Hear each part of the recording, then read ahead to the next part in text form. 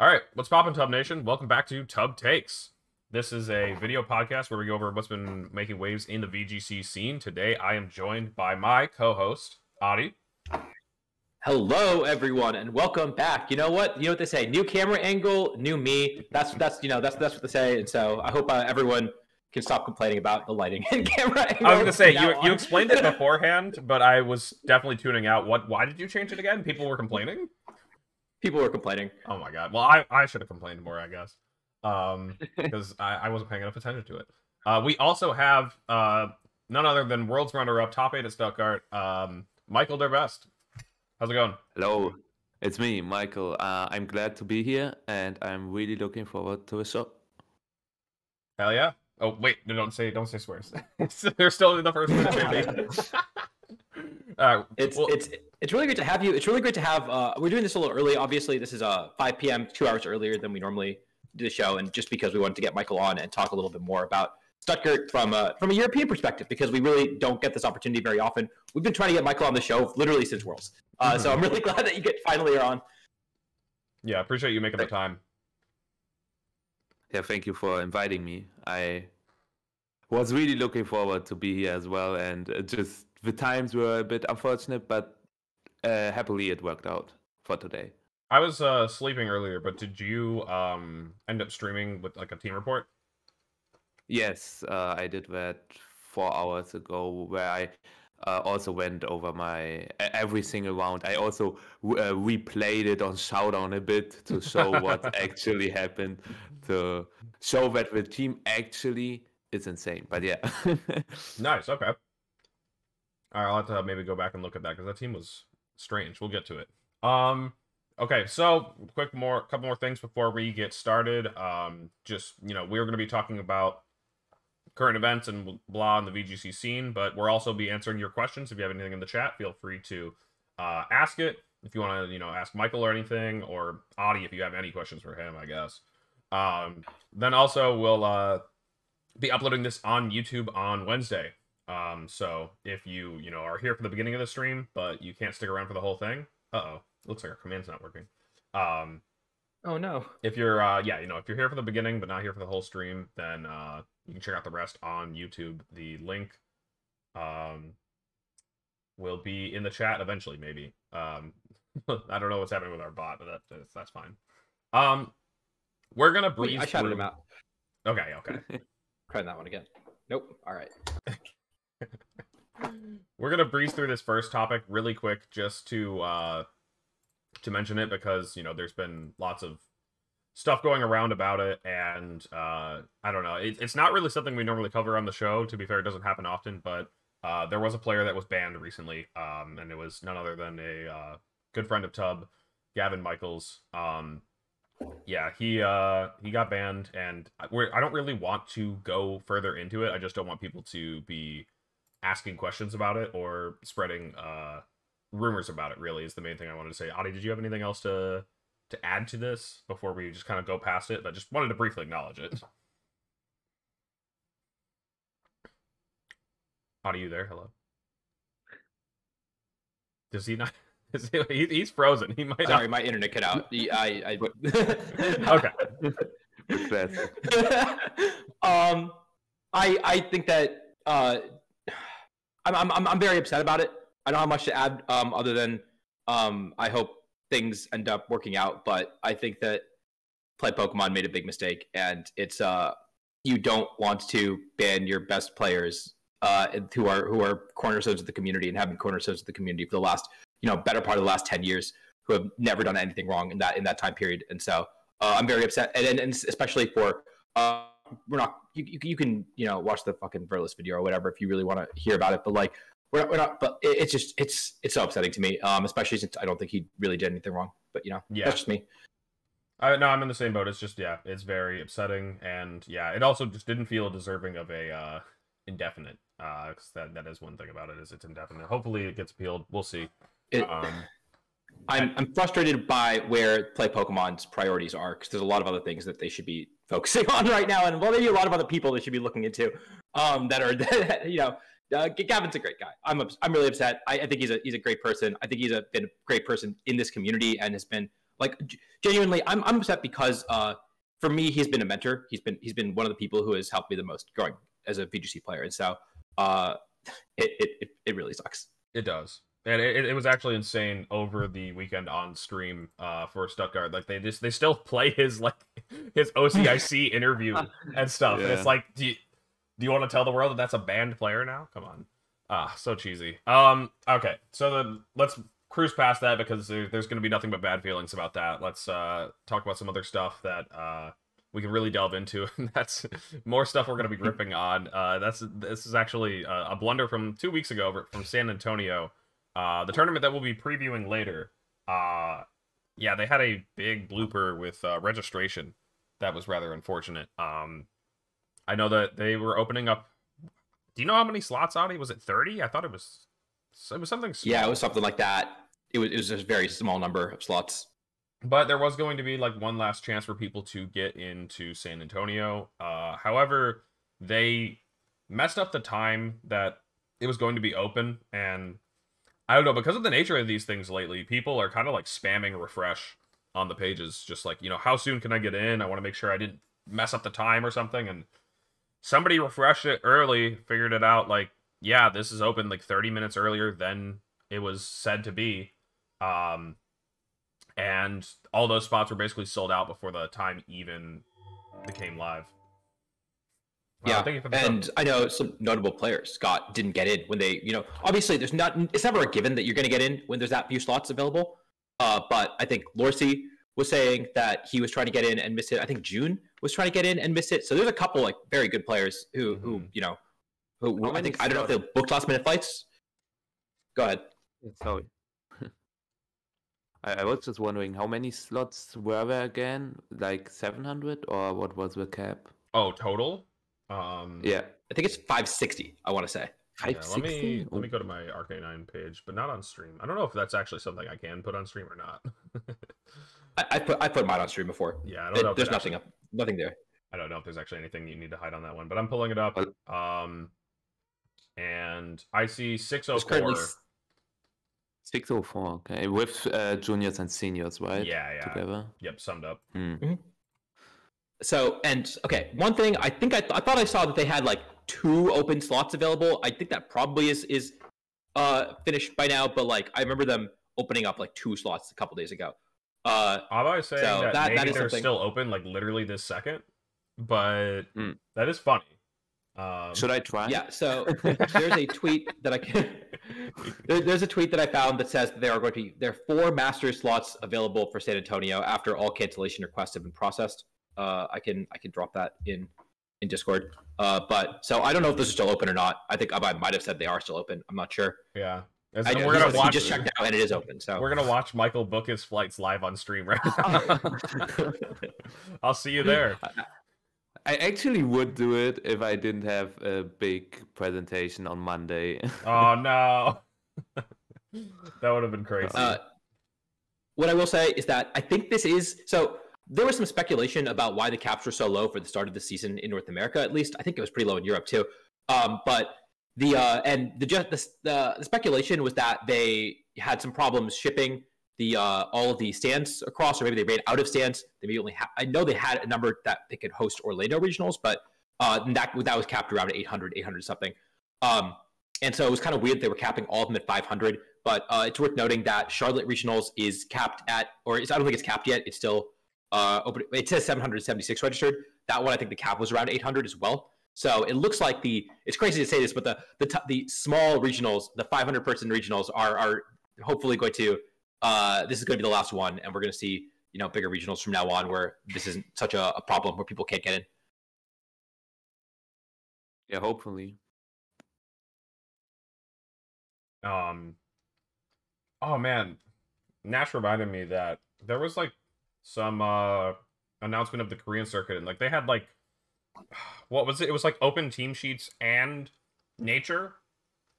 Like you also just knew their nature, which is insane.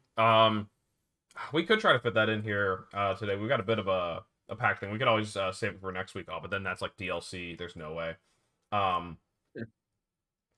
Nash, do you mind providing I'll just go to your Twitter. I know your Twitter has all the stuff I'm looking for. It was a tournament that was on like December 31st too.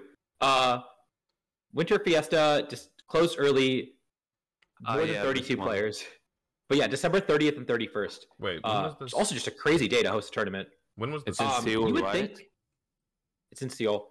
And it's crazy to me that I don't know. I feel like I mean, clearly TPC is not really paying attention to much of anything, but I feel like they could have learned from like the registrations in Europe for special events that are free that immediately cap and like kind of anticipated this, and they just decided to not give a shit and be ignorant as they have been for a while. Oh, it's not even for like a Worlds invite or Worlds CP or anything. I mean, I think it's just for just fun. Just for but fun I tournament. don't. Regulation E December 31st, not related to Worlds invite. 32K, like everything about it is. Yeah, and the so fact weird. that it's being run in Regulation E, like that day of all days, and also like after the DLC. Oh no, Sejun missed it. Sejun missed it. Oh. This is actually, I mean, everything over there is just so cruel and strange. In Korea, they I don't know. This tournament's so scuffed, man. But it's okay because the pricing, if you win the tournament, you get 2 tickets to Universal Studios. That's right. You're not going to Disney. You win this, you're going to Universal. Wait, Universal Studios in Korea or in the US? No, in Japan. Wait. Oh, okay. Wait. What? You don't get flights to Japan. You get 2 entry tickets to Universal Studios in Japan. Oh, nice. And you get 5 Wow. plushies. And second place gets 5 Wait, plushies. And 5 plushies. I There's a picture web page about it. That's the. Oh my lord! I've gotten better pricing from mid-season showdowns. Either go big or go home. I think. Where's the prizes? I want to see. Oh wait, flight. According to Nash, no flights. Just the tickets. Wow. Wait, everybody gets an original keyring though for participation. Nice. This is massive. No flights, man. How much does a ticket to Universal Studios Japan cost? Hell yeah. Okay. Well, so sorry, we normally like to announce when registrations are coming up, but we're a little late on that one, so sorry, we dropped the ball. Do you want the answer to how much a Universal Studio one-day pass costs in Japan? Yeah, go ahead. It is $62. You are winning $120 in 2 plushes if you win this tournament. Okay. Honestly, if it was given to me in cash or store credit, I might be happy. I've been going to a lot of locals lately, and I always get like store credit, but they're always at like board game shops lately, and so like that's been chill. We had one last weekend that was at much more of a TCG place, and I was like, I do not know what to do with this store credit. Oh boy. Yeah, store credit's kind of funny. Anyways, the next thing that we wanted to talk about, again, this is stuff from the last 2 weeks or so because we missed a week, is the replays on Pokemon Showdown. I just thought it would be worth giving it a brief, quick run over, but it was like the replays for the last 3-something years. I can't remember. Were all just deleted. They're all just gone. Yeah, but it was 3 years. It was 3 years. Yeah, and so like 3 or so years back until 2020. Oh yeah, it says right there. Were just kind of lost, and they're working on recovering them. I think they said, but that was just kind of funny because like I know a lot of people like have their like replay docs where they like to analyze their team and stuff, and that was just kind of just gone. Other like famous replays that people like to reference or whatever. Yeah, actually I included this in here, but I don't really have much else to say about it. Do you have anything to say about it, Adi? or Michael? So I think it's just. Oh yeah, go ahead, Adi. I was just gonna say that it messed up my Passer S document for San Antonio Prep, which I'm very upset about, and that's about it. That's so. I'm not what I already said. They're working on. they're working on recovering it. So, and hopefully they recover all of it. I think that the latest announcement was like they have all of the ladder and tournament matches, and they are trying to get all the other ones. Is I think what I heard. So, and that it's going to take some time just because there's so many replays, and they're recovering them at like 10 per second or something like that. But there's still so many, so it's going to take a little while. But yeah, hopefully we get them all back relatively soon. Oh yeah, they did put a tweet about that out. Let me see if I can find it. Here we go. People are wondering the 1 month estimate is because we're restoring at a rate of 1 replay every 0.1 seconds, and the backup has 27 million replays. That's so insane. It's just, I think it's just so sad for especially tournament replays. When you want to look over them, or as you said, if you want to prep with these replays, they are just gone for now. They will be back soon, I think. There are competent people behind it, so I think they will be back pretty soon. Yeah. And obviously we appreciate everything that the people running Pokemon Showdown do for us, because it is an absolutely amazing tool. So if honestly, if we didn't have that, I wouldn't be playing. So. Probably, yeah. We can go back to Pokemon Online, or what it was called. Dude, while we're here, this is my chance to call out Michael live on stream. Michael, when is the Ranbats YouTube series starting? That's all I want. I wanted to start with it after my exams are actually done, so probably school. January, February. So it takes a while. Okay, I have to prepare for it. I want to go X and O until I'm at 2,500. Oh my god. Yeah. Is this insane? I don't think so. No, that does sound insane, but I'm so here for it. I mean, like, I've watched a bit of Freezeye's Ranbats YouTube, and like it's really cool to see somebody who's so good at the Ranbats ladder. And I don't know, he's always talking about. There was a point in his YouTube series where he's like, "Yeah, I'm pushing for #1, but Michael's still 300 points above me," and I'm just like, "Why isn't this guy posting Ranbats on YouTube?" This guy's crazy. Okay.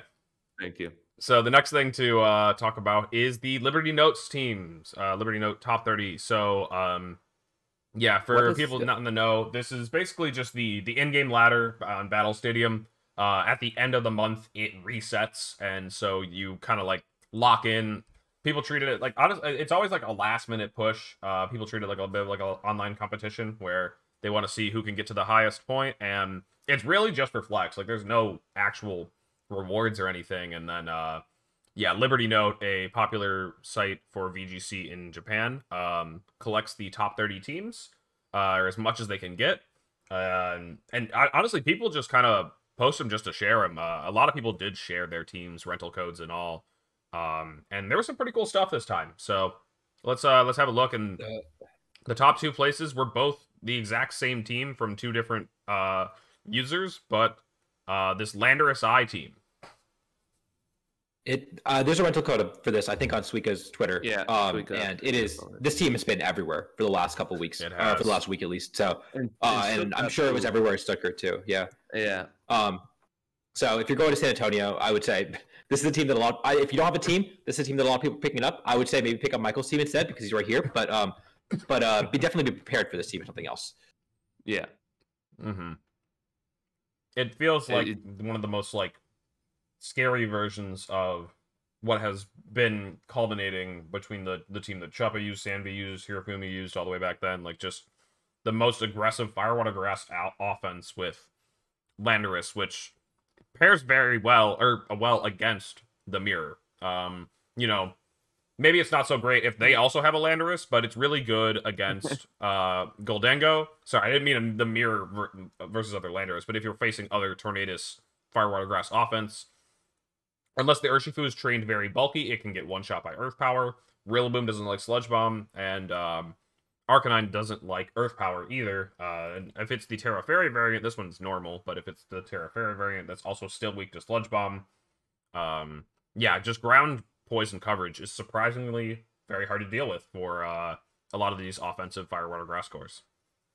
Yeah, I feel like Landorus is also so good into balance, because balance just doesn't have a very good ground resist. Like, they have Landorus T, but Landorus D doesn't do something back to Landorus I. But so Landorus is, I think Landorus on Tailwind makes the balance matchup better, and as you said, the Tailwind matchup as well. But I think it's way worse into Trick Room. But Oh, you for have sure. tools for that. But I think Trick Room without substitute on Landorus is basically unplayable. If I take a look at it, it looks very, very hard, depending on the Trick Room team, of course. Yeah. I think Sandseer Storm is just so broken, especially when you have Rain Dance on the team, though. It can be a very hard move Have you to switch considered- into. What? Just click Rock Slide. Just click Rock Slide. It'll be fine. Just You'll be click Rock Slide. Yeah. Honestly, I experienced that. I was running Rock Arcanine, and like I also laddered some games with like a side spam team at one point, and it's like a lot of the times the best place you can put yourself in is like, okay, cool, I've stopped all of their anti-trick room options except Rock Slide. Cool, don't flinch. Like, what? Do I have to run Covert Cloak too? This is so stupid. Yeah. Unbelievable. But yeah, this team was kind of everywhere. This was actually what last week's meme was supposed to be. But I ended up just tweeting it otherwise. The you received $10,000 from Landers T. But yeah. this was supposed to be for last week's episode when we were going to be talking about Landorus I, but whatever. Anyways, when you use tweets for promotional, they don't get any likes. Like nobody's going to like today's tweet. To be fair, it's pretty bad, the Texas one, but that one got an easy. I like it. I appreciate it. Thank you. Okay, so let's look at some of these other teams, though. I don't have too much to say about the third place one, but the fourth place one appears in fourth and sixth, and I think we might have a rental for it. Isn't the third place one the one I played against in the top 8? I think it is. Actually, that's funny. It is, yeah. Let's see if it's like Booster Energy Flutter. It probably is. Yeah. No, this is actually Specs. This is actually a Specs set, so okay. a little bit different. A Sash or Shifu. Clear Amulet. Same. Oh. Okay. Okay. Whoa. This is what you see when you see when best you of go one to ladder. Yeah, best of one plus team sheet. So some stuff's going to be different. Oh, this is the same person who got both of these the fourth and sixth place finishes. I thought they posted. What? Yep.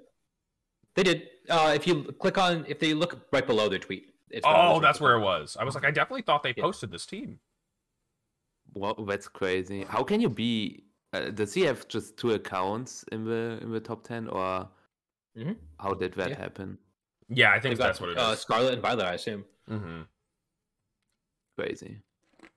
I don't know how you can ladder that much. That is just insane to me. Yeah. I actually got to look up really quick if this Iron Bundle is Flip Turn. Is this Terra Walk Sneasler? Let's see. The characters here are that one. I don't think it is. Where were we here? No, this seems. I tweeted about this, Michael. I think that's Hydro Pump. I hate that that the rock and normal and ground all are so hard to distinguish for me. The little icons and the Terra types. It's just like they all look the same to me. So. It has to be walk, but it's also a walk move on Sneasler. Does Sneasler learn walk slide? Is it Terra walk slide? It is. Sneasler? It is. Yes. I'm so done. Okay. I'm so done. Well, listen. You're wondering what's the trick room matchup on this team that's going fast as heck? it's Terra Rock Slide Sneasler. Yeah, I don't disagree. By the way, Adi, the Terra symbols. I've gotten used to it now, but when I was playing through the in game and I was like, oh, I want to do like there's like this Arcanine raid near me. It's a rock type, no normal type. Like it was impossible to tell. Anyways, yeah, this team's it's very goofy. Indeedee, I don't know if it has Trick Room or not. But this is definitely like a weakness policy Armarouge from the looks of it with the Focus Sash. I guess Focus Sash instead of weakness policy. So it's weak armor, but not weakness policy. There's some weird stuff going on here. It's definitely a team that I don't think would translate well to Open Team Sheet Best of 3, but... Psychic Icon is the worst. Okay, Nish. Yeah. It is kind of just like, blah. Anyways, that team is pretty funny, though. Definitely a strange one. Yeah, also with Shampoo, is it like Ice Shard and I say Crash with Oh, I think Psychic it is Terrain? Ice Shard to wait. I keep getting mixed up because Oh wait, Ice Shard with Armor Rouge and Terra yes, Grass. no, Oh. but not Terra Grass because it's not weakness policy. That's the thing that's always Oh mixing me wait, up. yeah, never mind. Wait, I forgot. You see, you might Ice Shard yourself while not Terra just to get the weak armor boost, but resist it. Yeah. I guess. Let's see what else stood out. Ooh, this team from Kawachi, Sendai Kawachi. Their team has Polytoad, which has the Choice Scarf. I don't know all the moves here, but another Landorus Eye team. Landorus Eye, really proving itself, and then Rocky Helmet Arcanine. Honestly, not an item that we see too often on it. On my homie said Politoad. My auto translate is saying that they were in first place and then they just didn't play it the last couple of days and got dropped all the way down there. So they genuinely could have been in first if they had kept playing. Dang, the Polytoad team. Yeah. I assume it's Helping Hand and maybe Perish Song or Encore on the Politoad. It does have two normal moves, yeah. But Weather Ball Perish Song is what Weather Ball too, yeah. Weather Ball. That makes sense. Yeah. But, oh, you can just like surf next to your water ogre pond. I forgot about that. That's funny. That's what is the water move on Polytoad? Does anybody know what the water move is? Is it just Hydro Ball? Yeah, I would have said Hydro too. Is it also Haze? What is this Pokemon doing? It's not Icy Wind. I literally, I mean, it's Tailwind team with Icy Wind on Torn already. It's muddy. Just muddy. Okay. Wild. You can also search. Arcanine is level 1. That's funny too. I've never seen a level 1 Arcanine before. Oh, Arcanine it's famous for being able to do that. Yeah, because it's Stone Evo. But it's funny to see a Hisuian. Wait, can you get Hisuian Arcanine in Scarlet Violet? I still haven't played the first DLC. You can. If you transfer a Hisuian Growlithe over, then yeah, you can. Then you can evolve it, right? There's also an event trainer, and you can breed those. There's an event trainer that gives you a Hisuian Growlithe after you. How did they get that? They time traveled? yeah. I don't know what the lore was. I actually remember doing it. The quest was like the photographer. I don't know. Somebody else can correct me, but I remember. Yeah, they give you a baby dog. Okay. Oh, you can get a lot of level 1 Pokemon from Go. Duck. That's funny. Wait. All right. What are the wildest What are the most common Pokemon that I can get at level 1 from Pokemon Go? I need to use them. Get a level 20 Tornadus or something? Wasn't there something I saw? That's pretty funny. Elizabeth's team, the next one, I think it's like 12th place. Was really cool to look at. Like I was just like, I want to add. Sorry, I want to add one more thing with the level 1 discussion. Don't bring level 1 Pokemon to a regional. That is you will like it is suspicious, right? Because theoretically you could have 2 Pokemon at the same stats, exact same stats, that look exactly the same, but actually have different EVs when the level is 50, and it makes judges' life a lot more problematic. And I think they actually explicitly say in the rules, like, if you do this, you will be subject to like a stricter hack track, essentially. So just to let everyone know as we're talking about this. Yeah, I see a Tinglu. There is a Tinglu, but yeah, no, Adi, good point. I do remember them making a note about that because it is just kind of obnoxious and suspicious. You can get away with some stuff with that. But anyways, there is a Tinglu on the screen. Tinglu Dozo. Yeah, just 6 physical offense Pokemon and a Tinglu. Special attacks are fake. They're canceled. They're over, bro. We don't need them. I love it. Yeah, this is really cool. I think Rillaboom and Ogerpon are both carrying Glide. We've got Miracle Seed, Assault Vest on the hands. Honestly, this looks like it's got like good defensive Pokemon, good priority. It doesn't need the speed control because it has some of those options. And this team I could maybe see carrying over, except for the fact that Tinglu is weak to like 7 types that are all meta relevant. Well, yeah, this also team with Terra doesn't help with Fairy and Ice weakness. Still, yeah, that's fair. This is 4 of the same 6 from Alex Gomez's team, right? That won NAIC. Right? He said hands. Did he have POW? Yeah, and hands. Yeah, POW hands. And POW hands. Yeah. And then the Fluttermane Dragapult is now instead of the Ghost Spam mode, he's now using Grass Spam instead. Yep. That is kind of true. Because there was the Flutter. Yeah. Tinglu is weak to all 5 teammates. That's also true. Yeah, but that's why Tinglu's made friends with them, and they're all on the same team. We're all on the same team here, guys. Please don't hurt me. Yeah, Tinglu seems like interesting. I do think Terra Dragon's still like fine on it for resisting Fire, Water, Grass and stuff, and when it's going up against another team that's all physical attackers, Tinglu does just kind of shrug off every hit. Like, I've seen Urshifu surging strikes into a defensive Terra Tinglu, and like Tinglu's healing off like half that with leftovers because of how physically tanky it is. It's got like a 125 HP or 125 defense and a 150 HP, so Pokemon's got stats. If only its typing wasn't so unfortunate, it does become a bit of a Terra Hog. We're now moving on into the Bruxish part of the ladder, and I'm happy to see it because there's, I think, at least 2. There's 2. They're back to back. Teams. Are they back to back? There might be a third then. Yeah, they are. Back to back. Okay.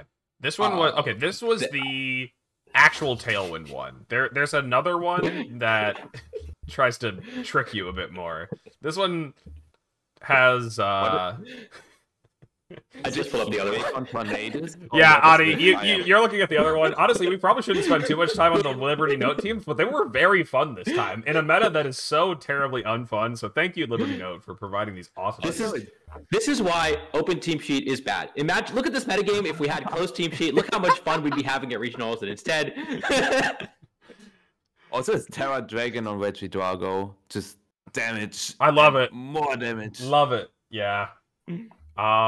Yeah, well, you need it for the Tinglus, you know?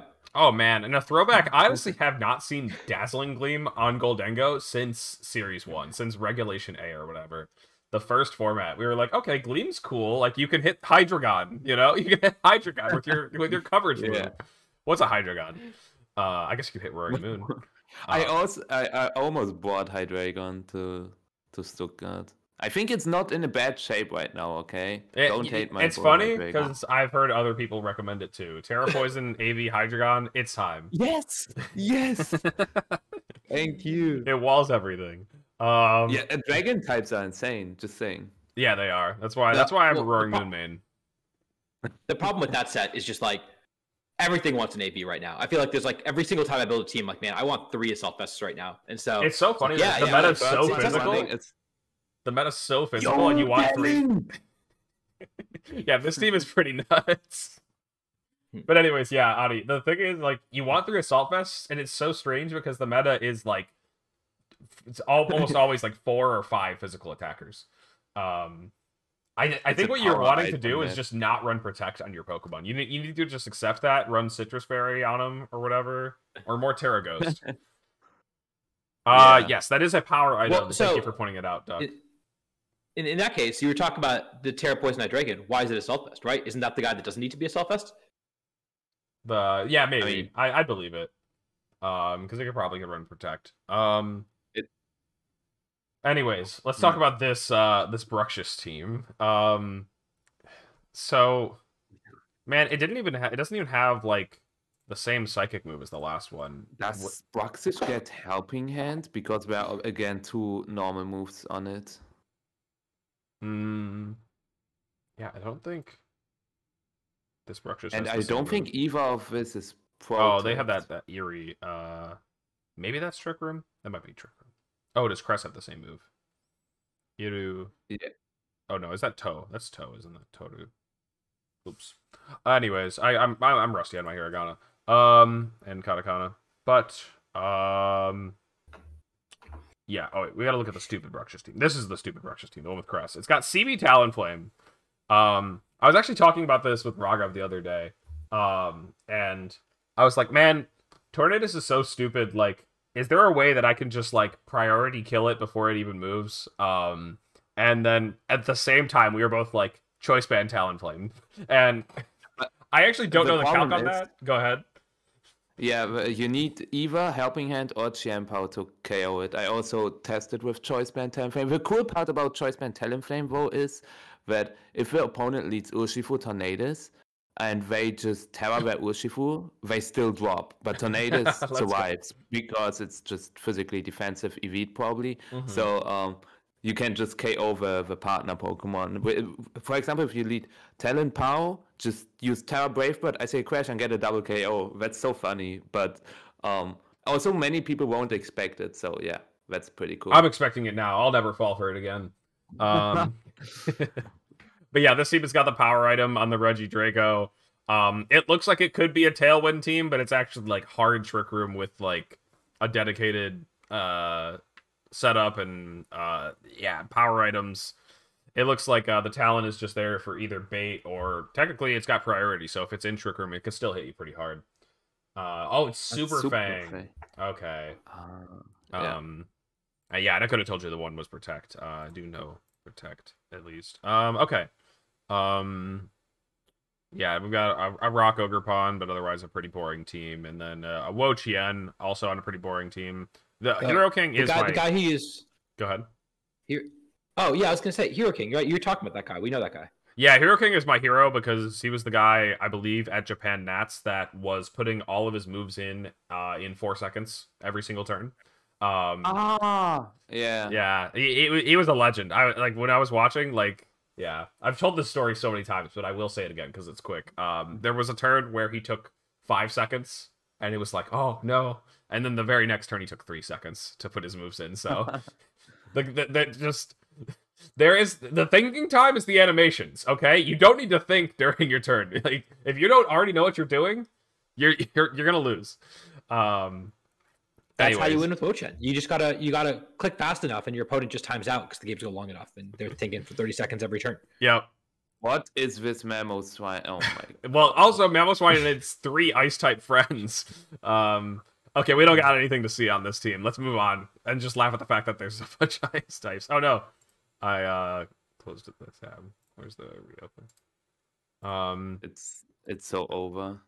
And then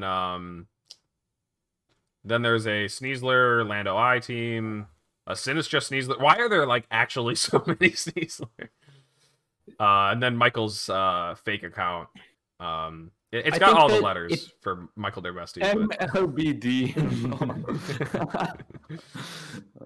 They'll never know. I think that the reason Sneasler is so popular on Best of 1 ladder is because if you're playing enough games to get to top 30, you are probably going to like suffer from like your brain just like melting over time, unless every game is different, which it never is in this format. And so you have to run something like Dire Claw just to make sure that every game is going to be a little different. Gotta mix it up. A fun move. Dire Claw. It's so stupid.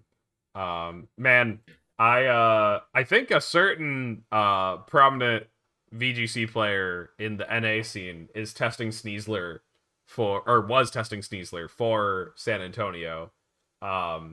We know you're alt if you're watching.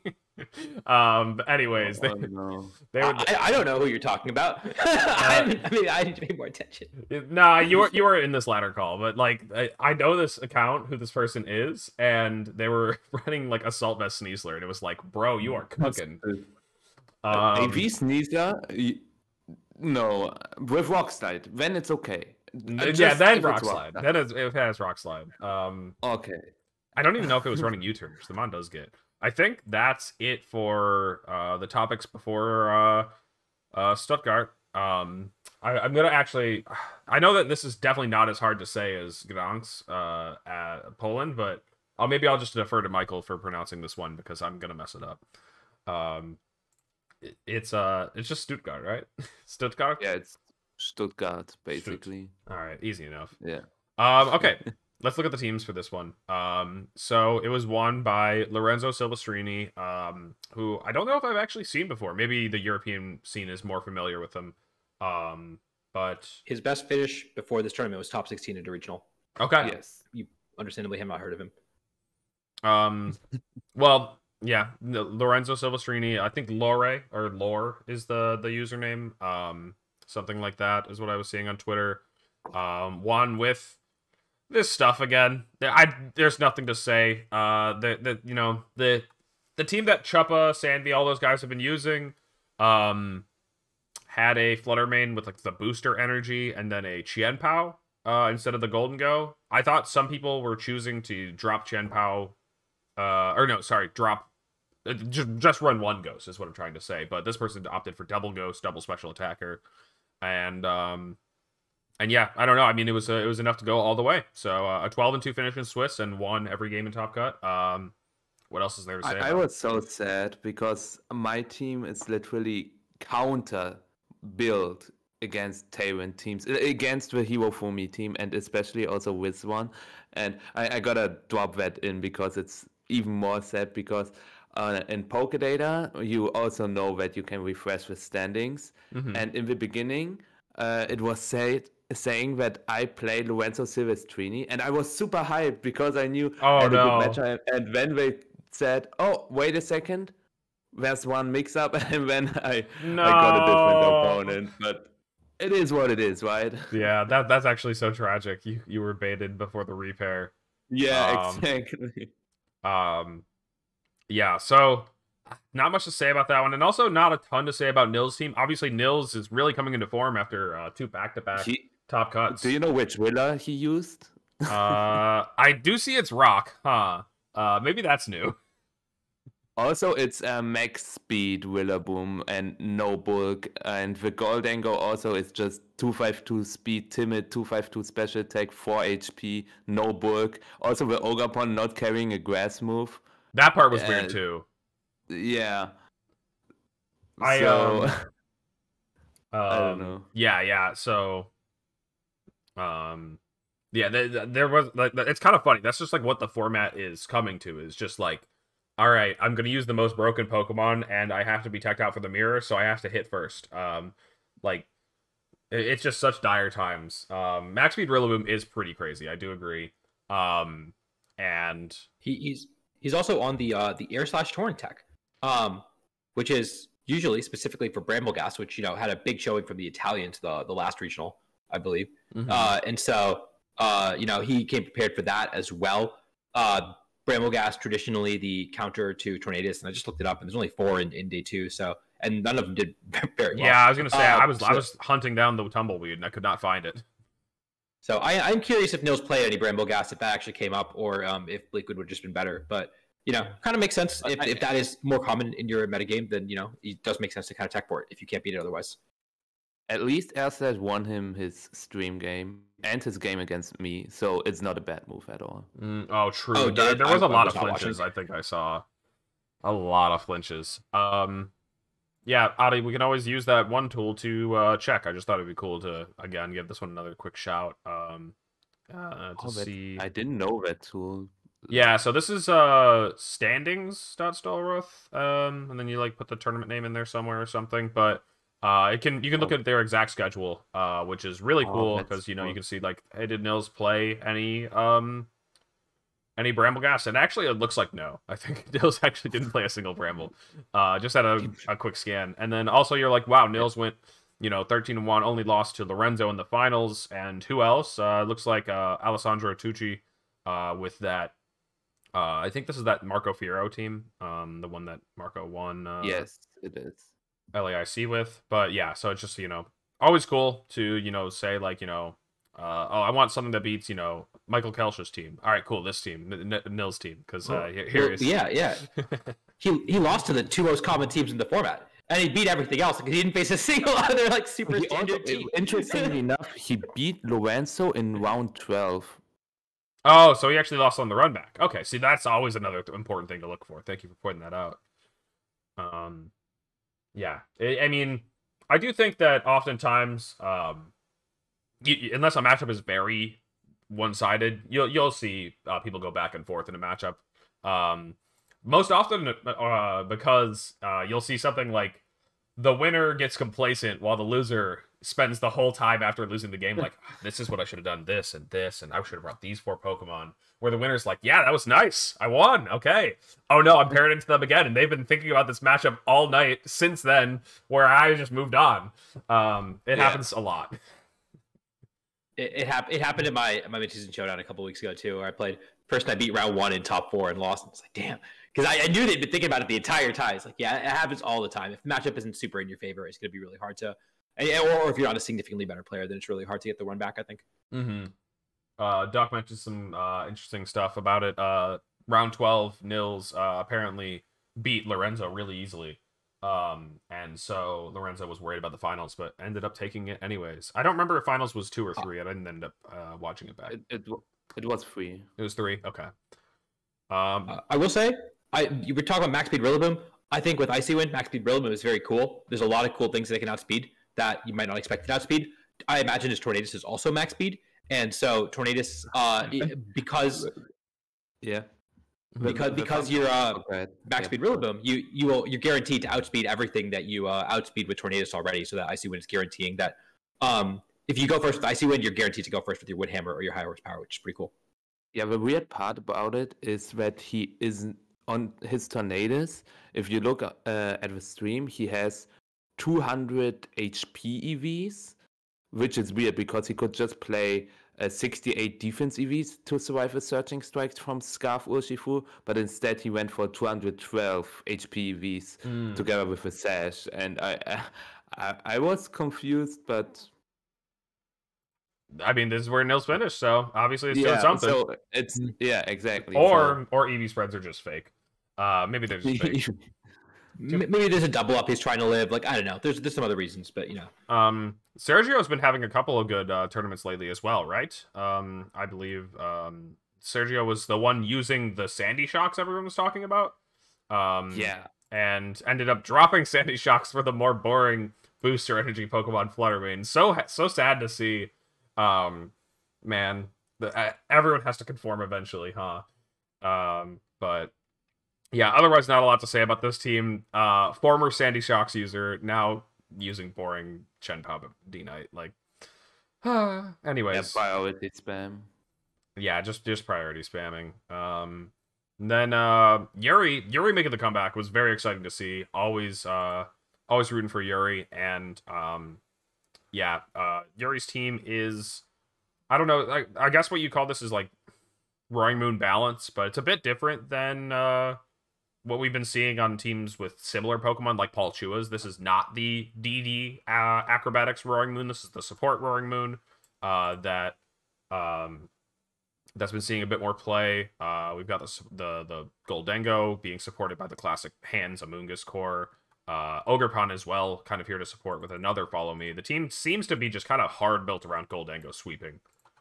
Exactly. Before the regional, I also said that the best playstyle right then was Goldengo with Intimidate, Iron Hands, and Redirection and Tailwind. So just heavy build teams around Goldengo.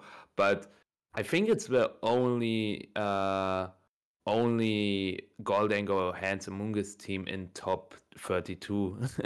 Oh, okay. Yeah, I was going to say, there's like, the Marco Fierro team is like very similar, but I don't know how deep anybody made a run with it. I think Alessandro Tucci made it to top 16 with pretty much that same archetype, just...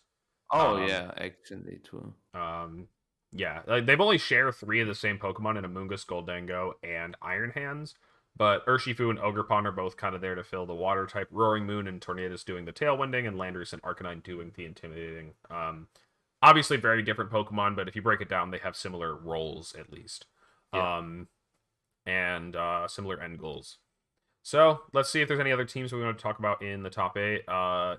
It's funny to say that... I think there's one. I think there's one we should probably talk about, right? Yeah, Albert Boz is running the Eric Rios team. It's sad because, like, this team is still really cool, but it is technically old news now. I still think this stuff is very cool. I saw a lot of it early on in the stream rounds, but Visking Gambit is so weak. I think if you don't run Terra Dark or Black Glasses, it's so disappointing to see the damage output from Visking Gambit, but it works. So yeah, I think that people just aren't willing enough to run Supreme Overlord. That's the other way to just make up for the lack of damage, is to just get your free life orb after all 3 of your partner Pokemon are dead. So yeah. And notably, this is the only King Gambit in day 2 that wasn't running Black Glasses. And it made it to top cut, which is a little surprising. I know Safety Goggles has been a little more popular recently. Again, largely because of Eric Rios, but yeah, he's the only person to make it to day 2 with King Gambit that wasn't running black classes. I think that's still the more common item, even though Dark is only on, I think it looks like 1 out of the 12 that were running it. So everyone's either running Terra Dragon or Terra Poison along with let's black take classes. a quick peek at how much value Albert got out of the glasses. I can't like pull up the exact usage, so I'll just have to count. 1, 2, 3 Among Us, 4, 5, 6. Yeah, no, yeah, that's 7. Okay. Did lose to Among Us and Yuri, but I gotta say, he got probably pretty good use out of the goggles just because there were so He many. also won against Yuri, by the way. Did he beat Yuri and then lose to Yuri?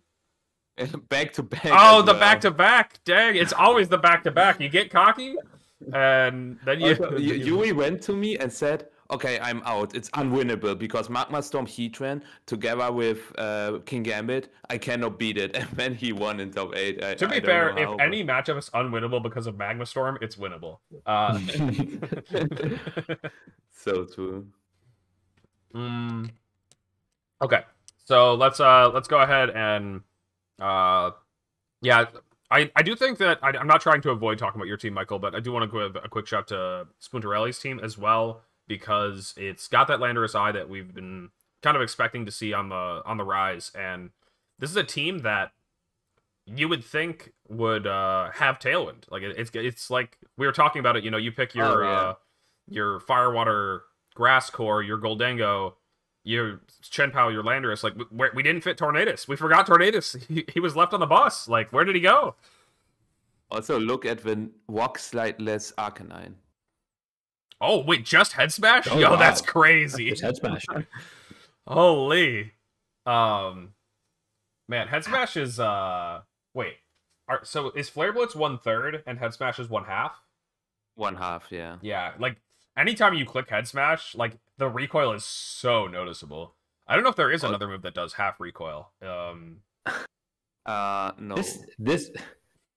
This team, well, mind blown sort of, but not exactly. That's not okay.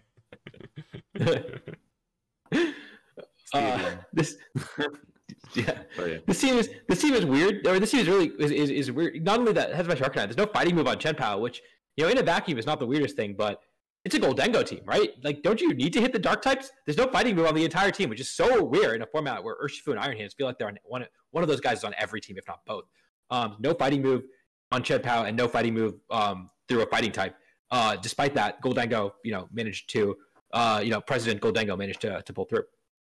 Also, Terra Dark Champa without Indeedee, Farigiraf, Boxes, or any way to stop priorities, which is interesting against Fake Out and E-Speed. So, interesting pick for sure. Mm-hmm. Yeah, definitely some different choices, and just the lack of speed control is the most astonishing thing to me. The team does have some things to help it kind of make up for those turns, maybe setting up a substitute at the right time. Follow Me and Fake Out are still there, maybe a Will-O-Wisp, but yeah, and a couple of priority moves and Glide and Sucker Punch, but it does seem like I would be worried about this getting run over by Tailwind, but obviously Danielle was able to win a number of matches against Tornadus teams with, finishing with an 11-4 record, so all right. I think into most Tailwind teams, the Ogerpon plus, if you Terra Water the Ogerpon especially, Ogerpon plus Goldango is really good, right? Because they can't really hit you with Bleak Wind. If you Terra Water, you have the infinite special defense, and you redirect the Urshifu attacks, redirect the Flutter Mane attacks. I mean, there is stuff that are annoying, but like a lot of the common Pokemon that are next to Tauren really struggle with the Ogerpon Water, and so that is a one way to approach it, I think. Mm-hmm. Apai, is this a Sapsipper Farigiraf moment? Not the Sap Sipper. Oh no, I played against the Sap Sipper Giraffe at Worlds, and I was like, you got the wrong ability, bud. Anyway, now you have basically two abilities in one, because what did you no say, one Adi? uses priorities. And I said you told Wolf that? No, I told Trailer that.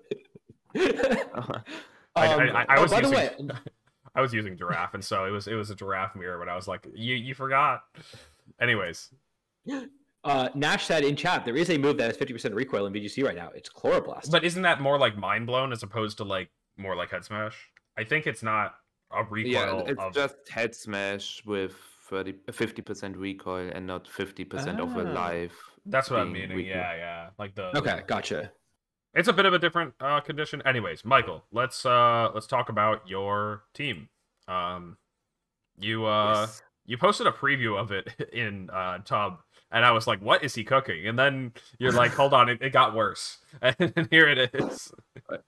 So, I also had a even worse version. I didn't post in Tab. It had a Talonflame over Tornadus, Azumarill over Urshifu, but the power creep got me, unfortunately. No. But I can say that every part of his team was really, really good, especially the play of Ogapon, because you gotta think, if people use steel types with Terra Dragon, like King Gambit or Goldango, to get away from the fire weakness, when you suddenly hit them super effectively with Play Rough, you also pressure Warring Moon with it.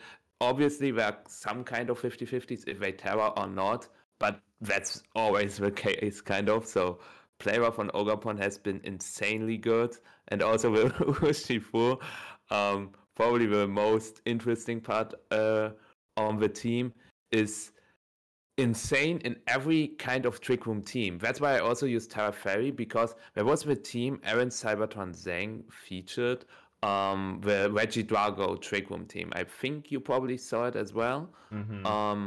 With the Choice Scarf Regidrago. Yep. And Terra Fairy Urshifu is also just super good into Tailwind Regidrago teams, like the team from Niels Dunlop.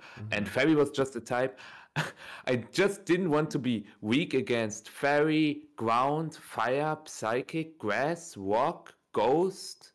And when it was just Fairy available, and I have no other Dragon Resist, so why not just use Fairy Urshifu then? So the team, unfortunately, I couldn't get to play that many Tailwind teams with Hisuian and Arcanine, because also some small learning session to those in the chat. I don't know if you know that as well, but if someone leads with an Intimidate Pokemon and you have Lash Out on your Pokemon, the power is doubled in the first turn as well. So the lead counts as the first turn. So I was able to lead Tornadus Champow against Tornadus Arcanine teams. Sacred Sword doesn't kill at -1, even with Adamant Life Orb, but Lash Out always KOs. So they use Tailwind Rockslide, I use Tailwind Lash Out, the Arcanine drops, and I'm in a very good position. So that's why I also use Lash Out over Sucker Punch. Yeah, you need the Life Orb to do it, but it does some really cool stuff. Life Orb POW. And it's cool to see some people trying that one out. And then, yeah, obviously the Dragapult, good comfort pick for you as well. You didn't mention anything about that Pokemon yet, but it's Adamant too. Yeah, that just does so much damage. Yeah.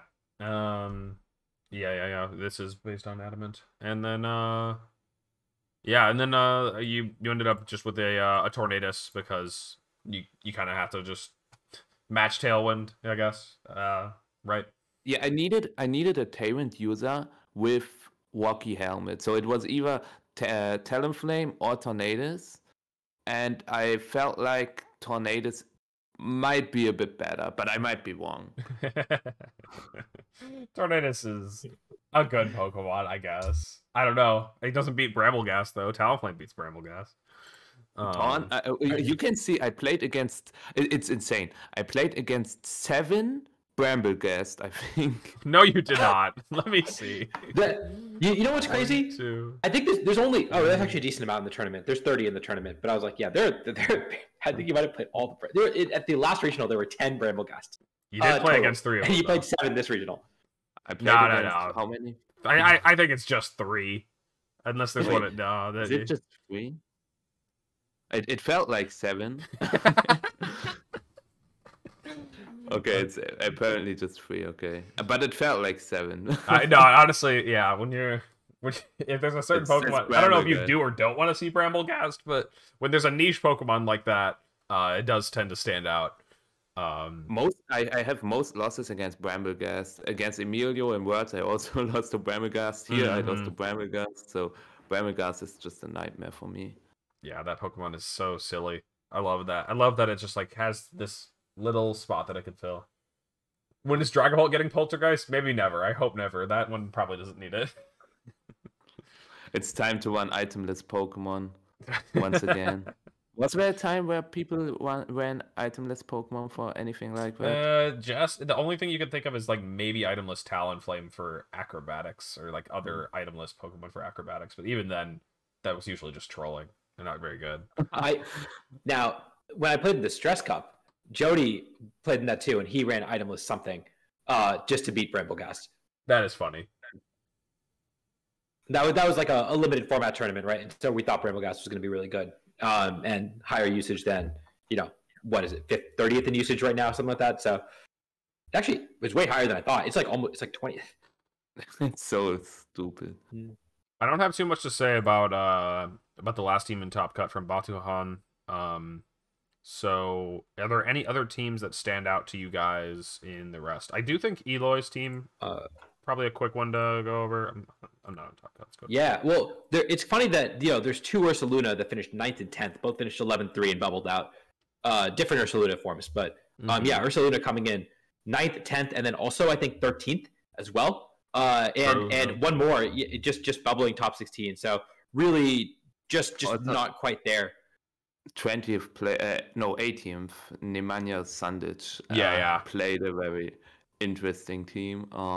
I had to play against him. I also was testing out U-Turn Tornadus together with Weakness Policy, Terragrass Armarouge, but his team is even more crazy. Yeah, this is Neme's team is based on the team that got, I don't know, maybe just top 32 in Gdansk. But it's similar. I think the Goldenga was changed to a Ursaluna Blood Moon. And it was very cool. We were gonna have Neme on the cast, but he's not as much of a degenerate as Michael and said that he had to go to bed. Unfortunately, it's apparently late in Germany. I don't know. Also, the person below him, this Thunderous set the person below him was using was. I couldn't take my eyes off because I think I've never seen a Thunderous without Thunder Wave. True, no Thunder Wave is a little sad. No, okay, but no, it was around in last gen. Yeah, Scary Face was around. Yeah, but we like to not think about the Dynamax days. We also Wild Bolt Storm over Thunderbolt is insane to me because I think Wild Bolt Storm doesn't get the KO on Urshifu and likes, but that is the most. If they're like max bulk, then Thunderbolt might not either, right? Especially a lot of Urshifu getting a little bulky. Yeah, bulkier. So at least that's true. Yeah. Oh, I was really big on Thunderous Chi-Yu at the start of Reg D. That was my idea number 1 for Worlds. I never managed to get it to work, but it's cool to see this combo. Even though I did not think the combo would manifest as Citrus, Heatwave, Snarl, Will-O-Wisp, Chi-Yu next to this Thunderous, but it is cool to see this combo work. Yeah, definitely. And the last, I think, interesting team for me is also a guy who's known quite a bit in the European scene. Is Quentin, I don't know how to pronounce it, Quentin Clement, top 32 as well. Oh, yeah. Trick Room team. Oh, yeah, wow. This thing is... I was seeing this, and it's pretty cool. This Ogerpon set, I think, was on Neon, famous Ladder Warriors team. And yeah, the Ivy Cudgel U-Turn Follow Me Taunt, sturdy. I've been saying for a bit now that, pretty much since Ogerpon came out, that it is a Pokemon that, despite its 110 speed stat, is a great Trick Room supporter. Mainly because Follow Me plus Follow Me on a Pokemon that can deal damage is really cool. You can redirect to set up the Trick Room. And if they don't KO your redirector, like, an Amoonguss or an Indeedee, you have a kind of a tempo suck Pokemon on the field. But Ogerpon's just going to start launching off some strong Ivy Cudgels, or you turn into a sweeper. I think it's got some really cool options available to it for a Trick Room team. And obviously Quentin was playing to those strengths here. But what is your opinion to hard Trick Room with just one Trick Room setter? I think that that's probably fine, assuming that you can cover all the bases for setting it up. You know, this giraffe has citrus berry and a defensive Terra that resists most of the strong spread moves. It doesn't resist Sandseer Storm, I guess, or you know, Make It Rain, Dragon Energy are the other two that I think of. Well, no, sorry, like with the defensive Terra, it would resist Make It Rain was my thought, but you're right, it doesn't resist Dragon Energy in either this type or its base type. So Dragon Energy is a big one that it's also not avoiding, but yeah, you can ideally maybe cover those with Fake Out. You know, you've got Fake Out available. This is Booster Energy Hands, which is another Pokemon that, you know, when we're talking about like Fake Out Trick Room, even just an Assault Vest Iron Hands can be a little bit of a tempo suck when you're just going for Fake Out Trick Room, because, you know, Iron Hands does have kind of low base power moves on the typical set with Drain Punch. I was going to say, on the typical set with Drain Punch, you know, like a lot of people run the Assault Vest set, Drain Punch, and Wild Charge, but if you give it a Booster Energy, now suddenly it's got basically like a free Life Orb. It's got Close Combat to actually do meaningful damage. Ice Punch for coverage, you know, we're not worried about Fluttering. We don't need to KO it while intimidated. We're KOing it with Wild Charge. Like we've got all kinds of damage out here. Ice Punch, hitting Rillaboom, hitting Landorus. There's some really good Pokemon that it can hit. I guess it can hit Tornadus if you don't want to take as much recoil. Yeah, this team has some very cool options to keep up momentum with a Trick Room setting, as opposed to just, you know, it uses the 4 turns from the get-go, you know, as opposed to having to get into a good spot. Exactly. Mm-hmm. But what I was most shocked about, now that we talked about most of the teams, is how crazy the results can differ. We saw many people not attending the event, Alex Burner, Oliver Escolin and such, but there were also many people who are known who didn't make it to day 2, like Marco Silva, Eduardo Cunha, Simone Sanvito. It's insane how in the same format, even the top players can have worse tournaments. I'm looking at the 5-4s that got points. It's like, yeah, Marco Fiero and then Pato and then Carmine. Just like, damn, like those are like 3 of the best Italian players, and they all just got with 5-4. That's insane. Yeah, exactly that. I guess when you have, you know, such a stacked scene, you know, Europe does have a number of strong players, you know, and especially a lot of the people that we've mentioned are using teams that they're comfortable with. Maybe they got targeted down by people who are trying to, you know, beat exactly their teams. I don't know what Marco was running, but, you know, Marco obviously won in Internats this year. So if he's running anything similar to what he's been running, it actually is... I think he used Landorus I just... Yeah, this is just kind of... this is very close to the team that we were talking about earlier, Suika's team. Yeah. But yeah, I don't know. It's just it is very crazy to point out that so many top players can you know, fail to appear at the top of the leaderboards. I guess this is probably good for people going into San Antonio with big heads. If you don't see your name all the way at the top, well, just compare yourself to all the goats that are down at 5-4. Anyways, yeah. I mean, you know, looking at some of the other teams that I wanted to mention, we got Jacopo Hardin with Weezing and Bramblegast, which is a pretty interesting combination. Alex, you're the Weezing fanboy, and I think we're a Jacopo. We're part of the Jacopo fan club too. He had a really cool team at EUIC 2022 that I think both of us wanted to try to use, and it flopped. Yeah. He had. I got to pull it up. I forget what it was. I just remember this guy had the most base team at EUIC 2022.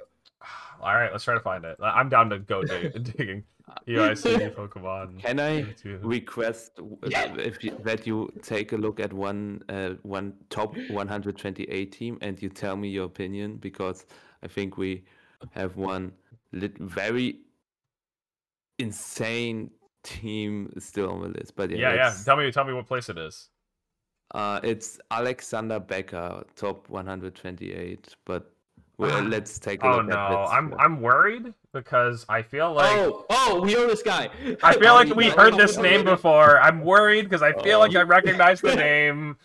Don't do this to me, Michael. I swear to God, if I see this and it's the Meowscarada Glade, no, it is. No, it's not Glade, but yeah, this person. I said this on before that this person should be arrested. But how does he? He always gets CP, and he Well, wait. always goes 6-3, and it's insane. What? Hold on, I lost their team. What? They finished top 128. What record then? 6-3. 6-3. Yeah, that's better than Marco Fierro, better than Edu, better than Pato. They can outplace the Iron Valiant Meowscarada Scizor Ceruledge team. Michael, I don't know if you watched the stream that I first talked about this person and their team, but this is all just like anthropomorphic Pokemon, like, and it just bothers me. They're all like the ones that look like people, like, and it's just like who runs this? Before Regulation E, before he used Milotic, he used Sylveon instead. Sylveon, yeah, honestly, it's close enough. Sandy Shocks is the only Pokemon here that's like just there. Now, this dude did go start out 0-2 and Submarine all the way up. Did not play a player that finished with a record better than 5-4 the entire run, which is actually just kind of crazy in a vacuum. But yeah. So that does probably contribute. I don't know what Marco's schedule looked like and how that compares or Pato's schedule, but that is a big part of these tournaments, is that you will sometimes you get very, very lucky in terms of pairings, and sometimes you get very unlucky both in terms of the quality of players you're facing. Oh my god, I just pulled a Pato. He went 5-0 to 5-4. That's rough, dude. Oh no. Adi, I found the team and I have it on stream. Oh yeah. Adi, I have the team on stream here. It was a Ditto Zern Lunala team. This team looks so stupid. I don't really know why we were talking about it. He had a crazy stream match, I think. NAIC? EUIC. This is EUIC 2022. Yeah. I see. That's Ditto. Wait, we have another Ditto at 24? Ditto wasn't uncommon. It was kind of uncommon. Ditto was around. It was very good into Zacian, just because you get the +1. You get +2, yeah. And then you Scarf, so you outspeed them, which is really you cool. Still cannot decide, or you don't know. It's a pure 50-50, right? Which Pokemon you copy? No. Is it the one before you? Or it's just the one across from you. Yes, it's just the one across from you. It's just that if you were to lead it, you would have to literally call which slot the Zacian would be in, but you wouldn't normally lead it. You normally leave Ditto in the back.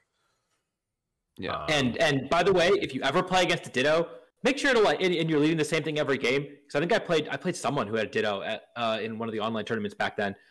Switch the order of your leads. It's really easy to say, oh, I'm leading Torn Ursh, I'm going to lead Tornadus and then Urshifu every single game.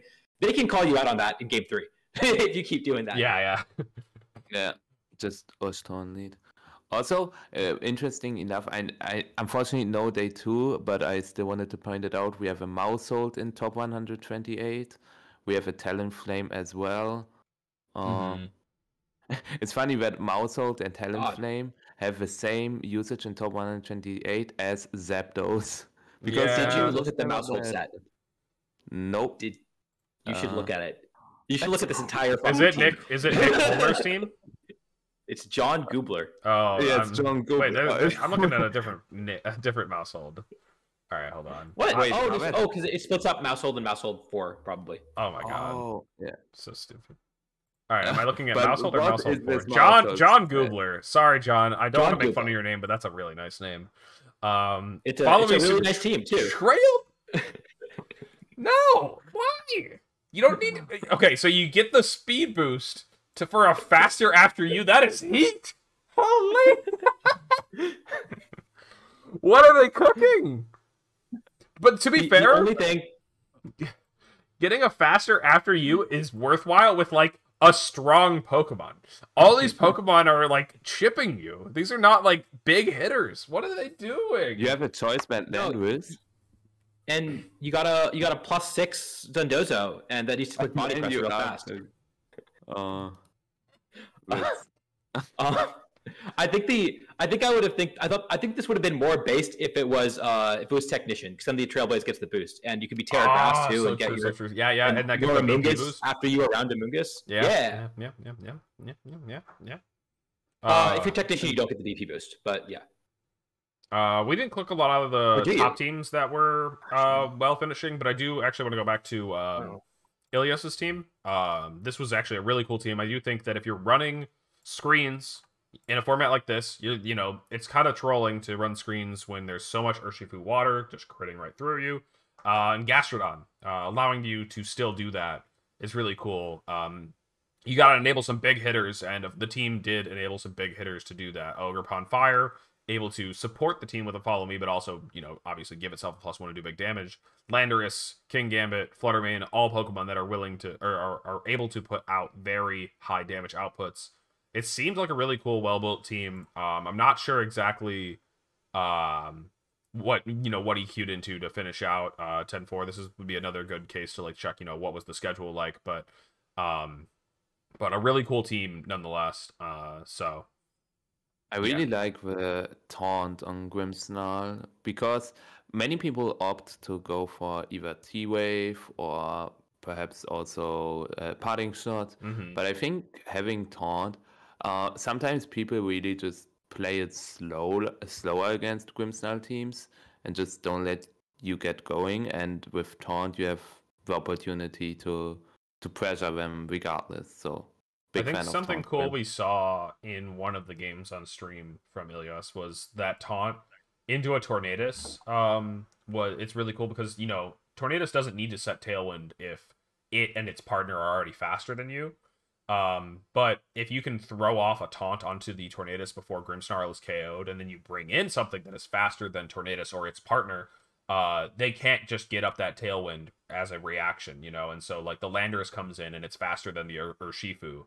The Fluttermane comes in and it doesn't have to worry about surging strikes because it's going to just get off a Specs Dazzling Gleam before the Urshifu moves.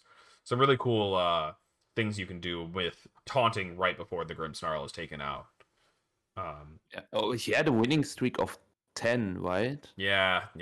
Lost round 1, funnily enough, and then won quite a few to round out the end of the day. Won the first 2 of the next day, but then just hit a couple of tough opponents to end off the day 2 Swiss. Sergio, Nils, and Nicolaj, all running some very different and strong teams. Maybe the team's weak to Ogerpon Fire. Actually, that is a common Pokemon amongst all 3.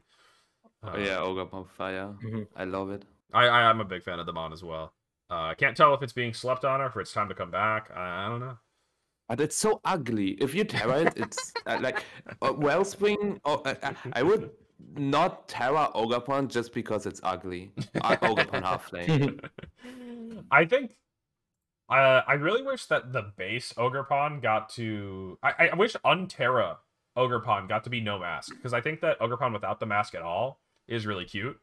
But they forced to have the mask on at all times in the game, and then Terra the big mask. I think it'd be cool if it just put on the mask when it Terras. Anyway, have you seen the I think Leonard did some things where he managed to get Ogerpon to have a different Terra, and it looks very funny. Yeah. The Terra goes just on its floor because they didn't have to. I think what the way that they probably code it, Leonard would obviously be better explaining this, but for every Pokemon, they code in where its head is and where the hat will be placed.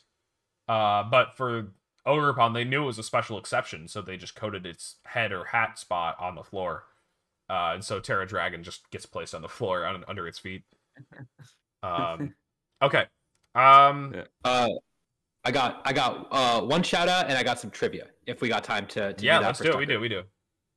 All right. So first off, I want to shout out Ivar, who got top 64. He's my boy. Always using cool stuff. This time he used Sojourner. Also, I did not realize this. There's a Tornadus Therian in day 2, apparently, or did they just get the team sheet wrong? Okay, I think they just got the team sheet wrong. Prankster, it's just okay. Yeah. I just pulled that one up. So that was my shout out. Always cool to see Ivar. He just always uses cool stuff. And then I wanted to do some trivia. So Lab Mouse, which we've been using, has some really cool stats. I used to do a lot of data analysis, and now I kind of still do, but Lab Mouse does 80% of what I do, and makes it easier. What is the highest usage Pokemon that did not make top cut? Trivia question. So top 8 cut? Top 8, yeah. Highest usage Pokemon. Arcanine was used. I gotta here. I want to take this off stream so that I'm not cheating. Yeah, I also want to take a look. Nice. Ogapon Halfling. King Gambit? No, we had a King Gambit, right? In top 8? Yeah, Batuan, I think. Heatran? Heatran. No. No. No, top 8. Yeah, you replayed against Heatran, wait. What about Amoonguss? Did we have an Amoonguss in Pretty sure there's an top... Amoonguss in Amoonguss got... Yuri got 4th with Amoonguss. Okay. True. I don't think there's anything that common. It's probably something mildly high usage. I'm gonna go with just Giraffe. Oh. It is Giraffe. Oh, got okay. 10th. That was this. Okay. Yeah. Crazy. Giraffe got 10th. Urshifu Single Strike also got 10th, and that was a little bit lower. But those are the highest 2 Pokemon that did not finish top 8. Do you want to guess the highest placing Pokemon, highest usage Pokemon that didn't finish top 16, or do you want to just go to D2? Wait, what's up? Do you want to guess the highest usage Pokemon to not finish top 16, or just want to say the highest usage Pokemon that didn't finish in day 2? Okay, I think top 16. I know. I would say Bundle. I'm gonna guess. It's Bundle. Ah, dang it! I was gonna say Dozo. So I was probably wrong. I know there were a lot of bundles in day 2, but no in top 16. So yeah. Bundle. Very high usage. I did not think it was going to be 7% usage. That's higher than Indeedee, higher than Chiyu, higher than Bramble-Gas, higher than both their Salunas. But yeah, not quite converting. And then what's the highest usage Pokemon that didn't make day 2? There were 21 people who bought this Pokemon. 22 people. 21 people didn't bring this Pokemon, and none of them made day 2. Wow. What's the cutoff for OU? It's 4.52%, right? Is that exactly that? 4.52. This Pokemon had 4.52% usage. So we OU and did not make day 2. Wait. 21 out of like the what is it? What's the total number, Adi? Do you know? 466. 466. 21 people brought this Pokemon. Sheesh, this is tricky. Yeah, could you? I'm gonna guess. All right, I've got my number. I don't think it's correct. Wait, 4%. Wait. I'm just gonna guess because I want to keep things moving. I'm guessing Ogre Pond regular. No, 21. No, one of them made day 2. Oh, one of them got made 39th place. Wait. Yeah. I will get it. I think it has to be. No, wait. There are way too many Pokemon running around. I would just say it's. Is this it? It top cut the last European regional. It top cut Poland. Adi, is this it?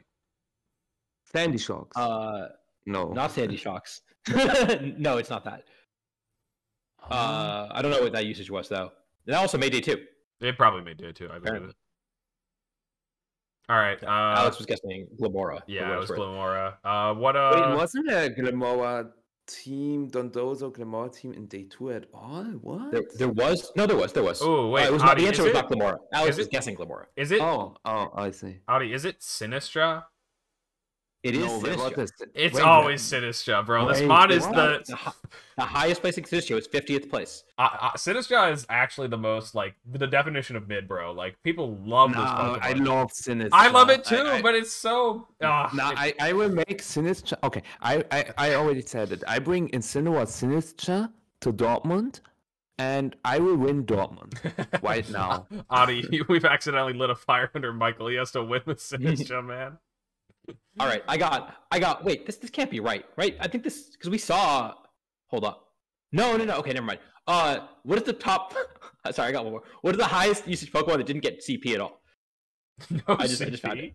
Oh man, no CP. It's how many? 11 people brought it. 11 people brought it. It's 2.3% usage, and its highest placement. What was it?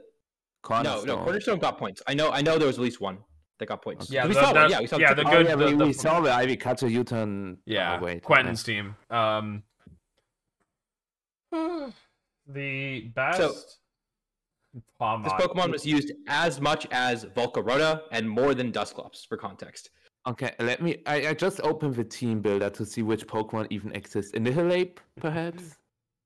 Ooh, I don't know where an Ileap is. I don't think it has a the usage. Guess, but it doesn't seem to be correct. Yeah, Annihilate have the same. Wait, what? Hold up. 7 uses? How much does this one have? No. Okay, Annihilate is second most. Annihilate, Komodo are tied for the second highest placing without day 2. Okay. Without points. But yeah, But there's this one's something higher. more.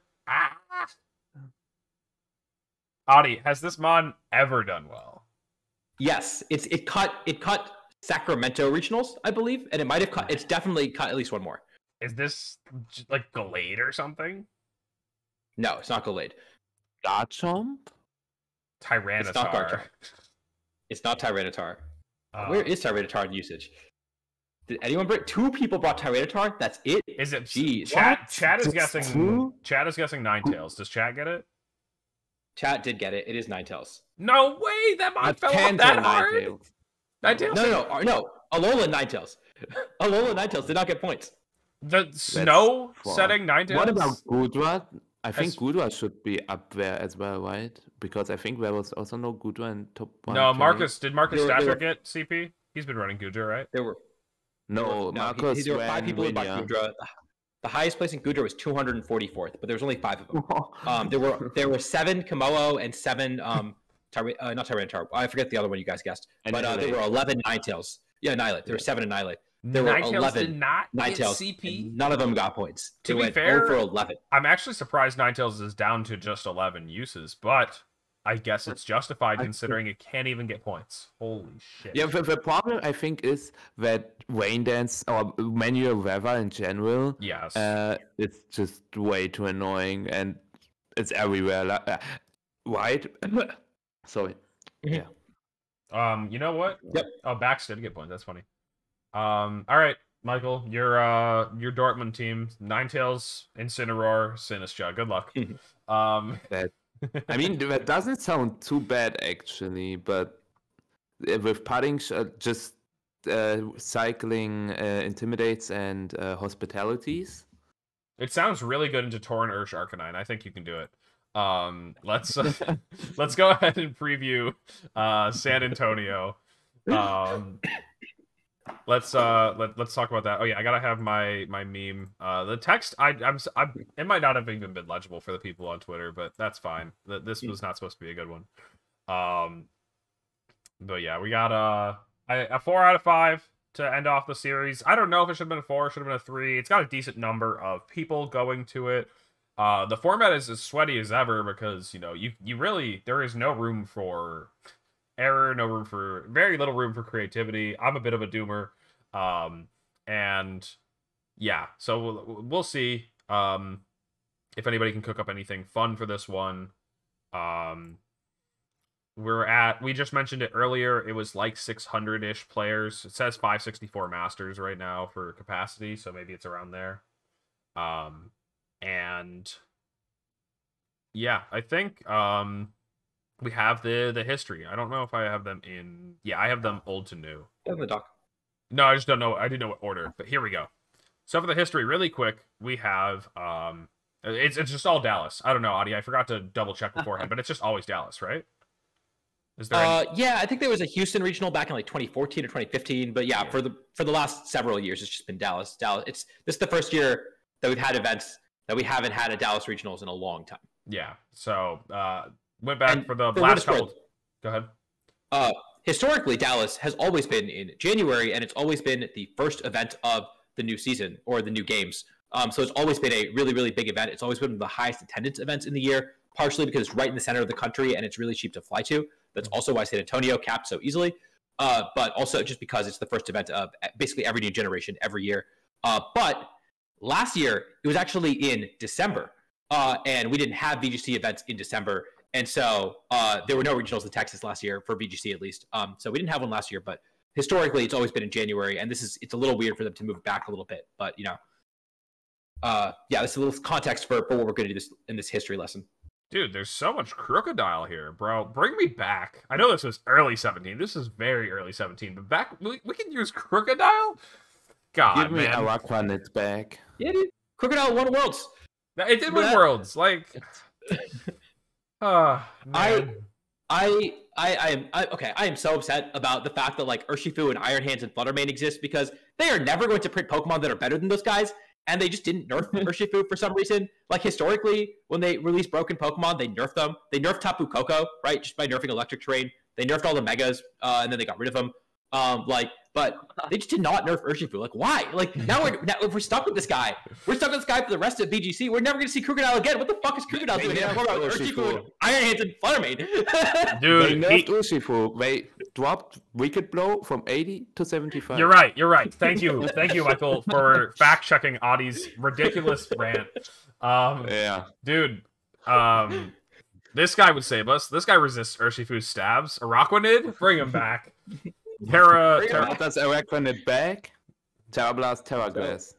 Yeah, true. Are we getting Araquanid in the DLC? Is that confirmed? I don't know. I feel like it is. I don't know if I've heard. DLC coming out in a couple days now, so we'll get it as soon as San Antonio's over. What can it do? Arak takes 50 from searching, indeed.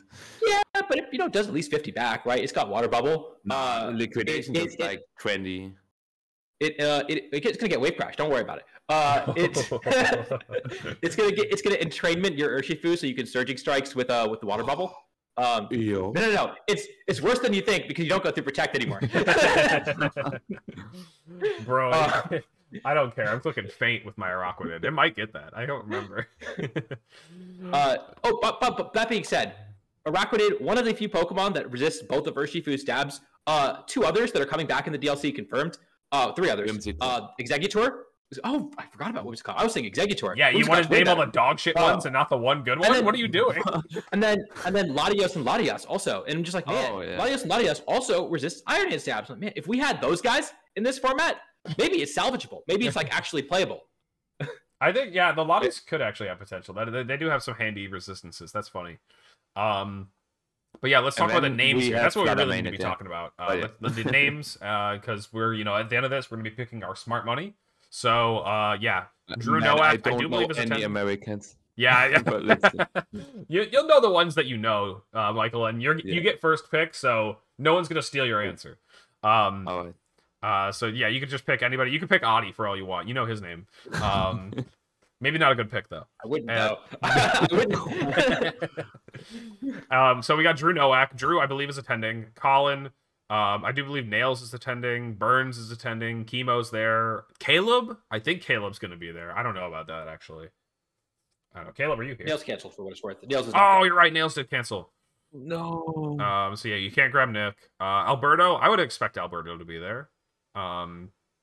And yeah, Geo probably. The rest of these, I'm not exactly so sure. Wait, is that Dylan? Dylan probably, right? I think Dylan's going.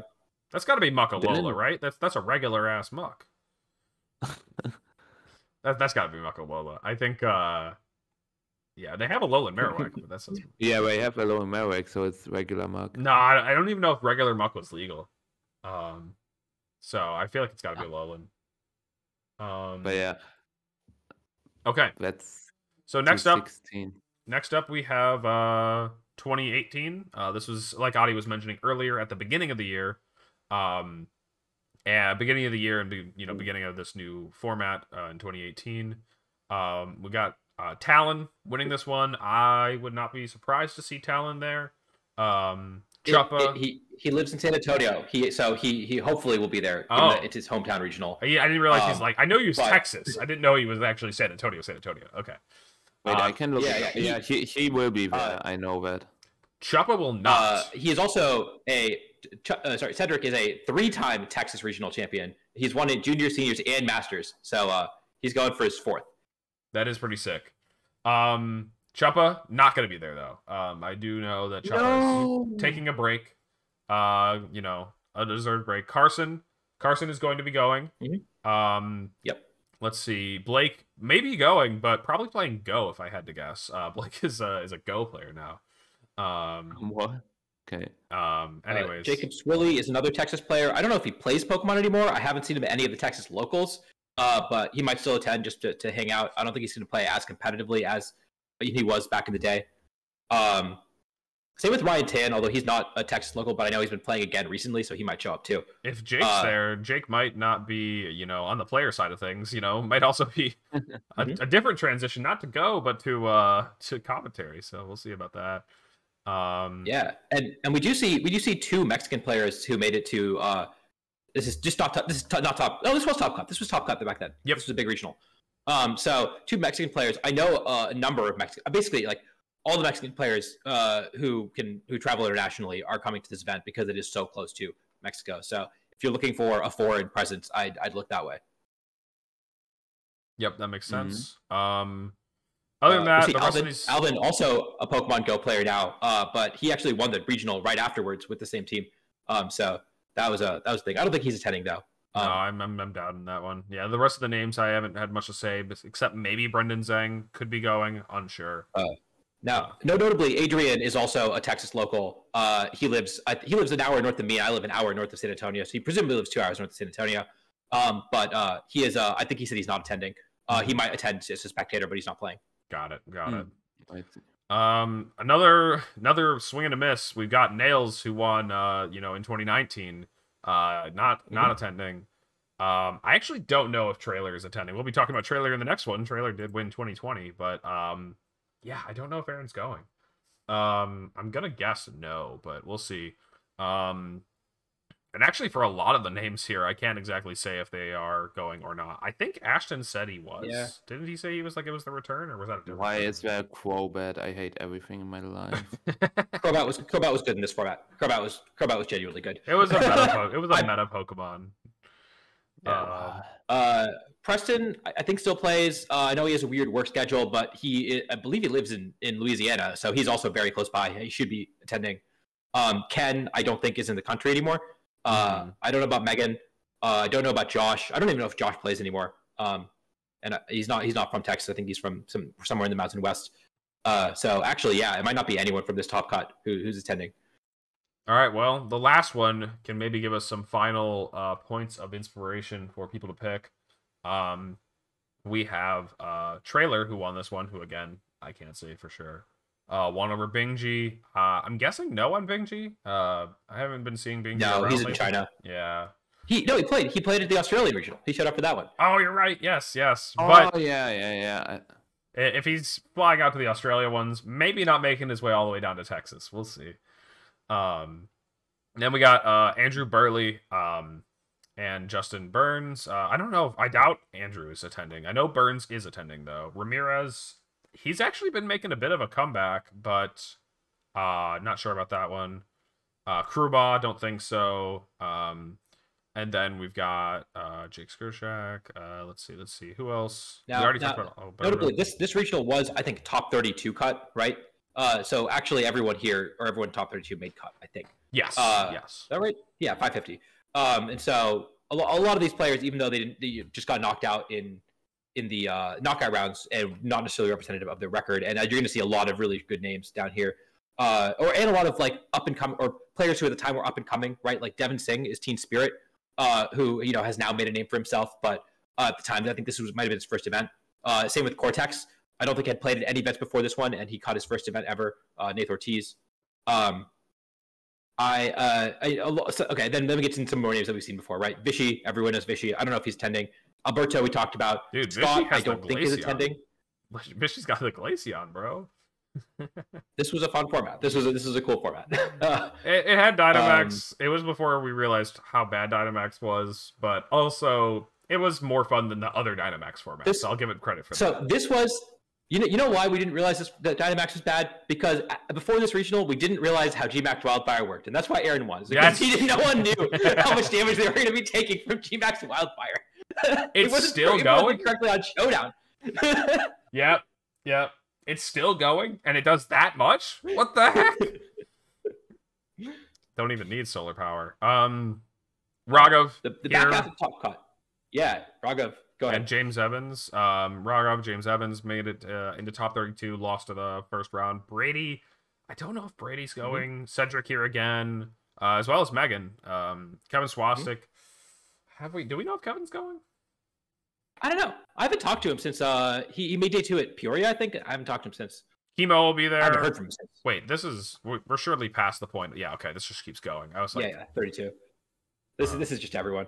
Yeah, okay. Ooh. Well, sorry, Chemo, you don't get a shout because you didn't actually cut. Yeah. And And yeah, that's it. So I mean, there was a Texas regional, Dallas regionals last year, but it was TCG only, which is very unfortunate because that would okay. It is so unfortunate because it was in December. It was after the games came out. They totally could have just had the regional in December as the first event of the year, just like they always do. And instead, we had 1 month of the most fun format that we've had this generation in Series 1 instead of 2 months of the format, and just have the December regionals. And that made me really upset because I really wanted to play at Dallas regionals with Cedric Series 1. Canceled his registration last week. Oh no! What? No way! Talent. Cedric Bernier was Talent, right? Yes. Yeah, he canceled last week. That's rather unfortunate. Also, I'm looking down at Michael Zhang ESM's team at this tournament, and he had Como back then. Maybe a different Como. Actually, wait, what Como is in Gen 8? That's still Clangor. Does it even get body press in Gen 8? No, I don't think. Not body press is a DLC move, I think. So.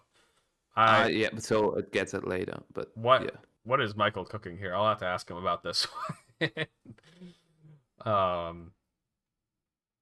Oh man, the Pikachu. I think I have my picks.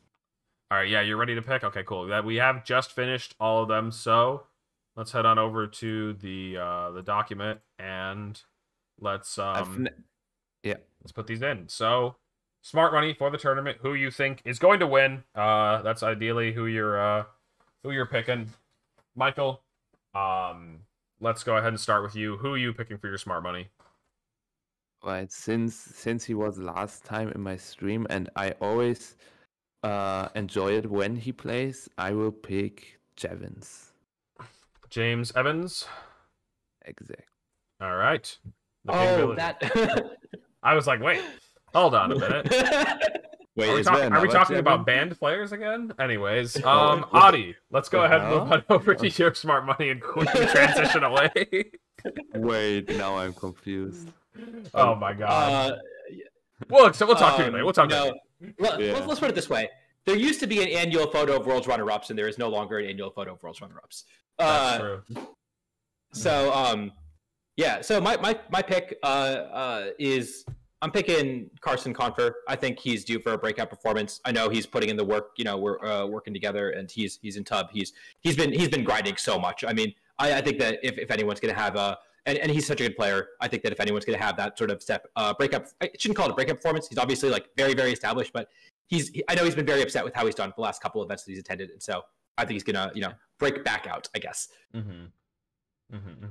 Nash talking about the banned players club.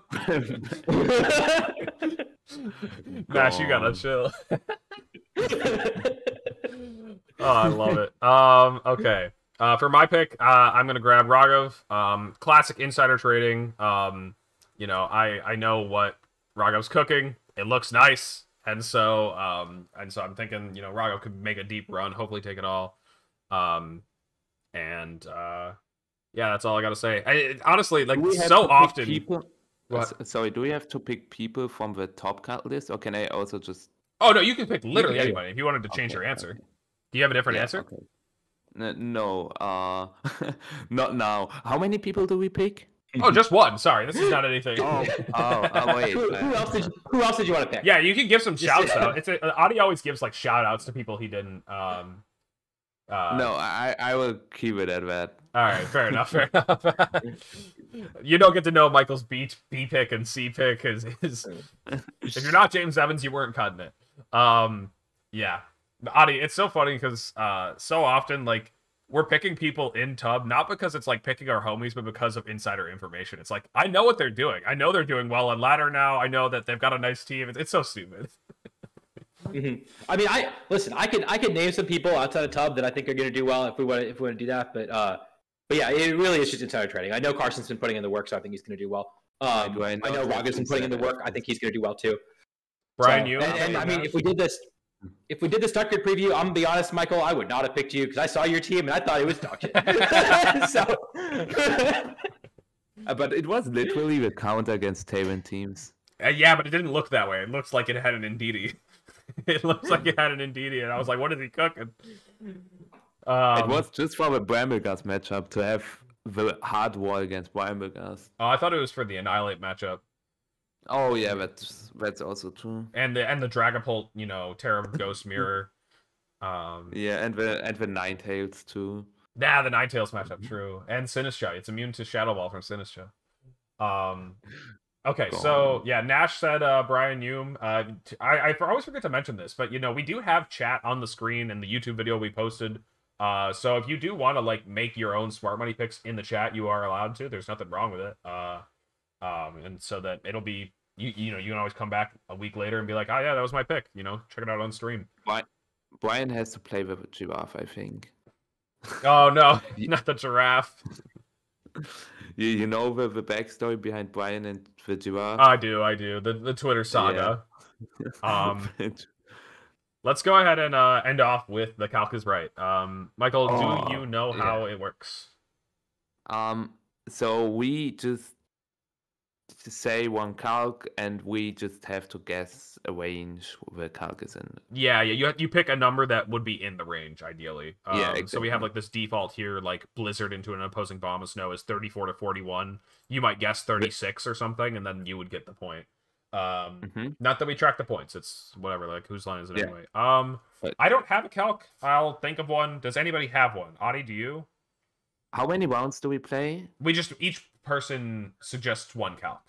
Oh, just one. I thought I first wanted to start it easy, but now I gotta go with the hard one. The hard one's more fun. Yeah, exactly. Michael, if you have one, you can be the first person to go. You won't be. Yeah, I don't have one right now. Okay. I gotta find something right now because I wanted to start easy, but I didn't know. Let's look at the top cut from Stuttgart. It's okay. I've got one, and I'm gonna go easy on y'all. So if y'all yeah, go ahead, Adi. Walk us in. So Landorus Landorussi, as they call it, is I mean, you know, you spell it out. It's Landorussi. That's how you say it. Yeah. So if you you know, you got to know your calcs for Landorussi just because it's everywhere right now. So I'm going to give you a very straightforward one. We got so Suiko was on modest Landorussi, notably, and I think he was on substitute. I'm going to say that you know, if you're playing the mirror a lot or people are starting to prepare for that, you may want to go timid. And also, I think Sanseer is a really good move. So we're gonna use that set, which I think top cut Stuttgart. Life Orb, timid, max special attack, Sanseer Storm from Landorus into 4 HP, 252 special defense, assault vest, Iron Hands. Okay. Into the hands. Okay, so Michael, don't say it out loud. What'll happen is you just when you're ready, you say I'm locked in or I'm ready, and then Adi will call on us to give our answers.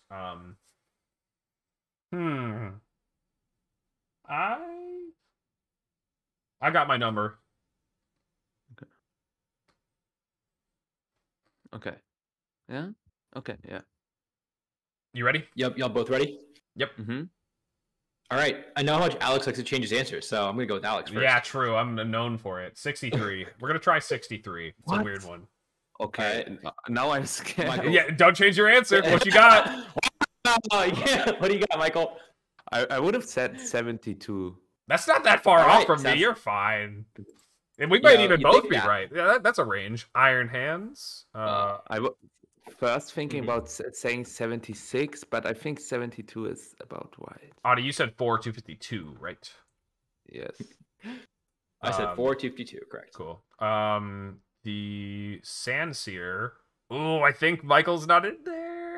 No. I think I got the answer here, Adi. 252 special attack, life form, sheer force, Landorus. Sanseer Storm is doing 57 to 69.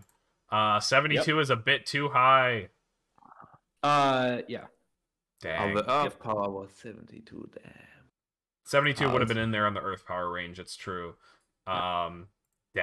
Just 75 base power. I hate spread moves. That's why I never play spread moves.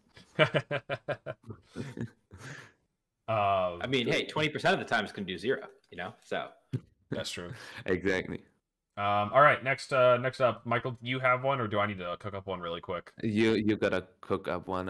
In the meantime, I will also cook up one. All right. Let me have a look at the results here, because I thought there was a couple of weird Pokemon that we could definitely find some inspiration from.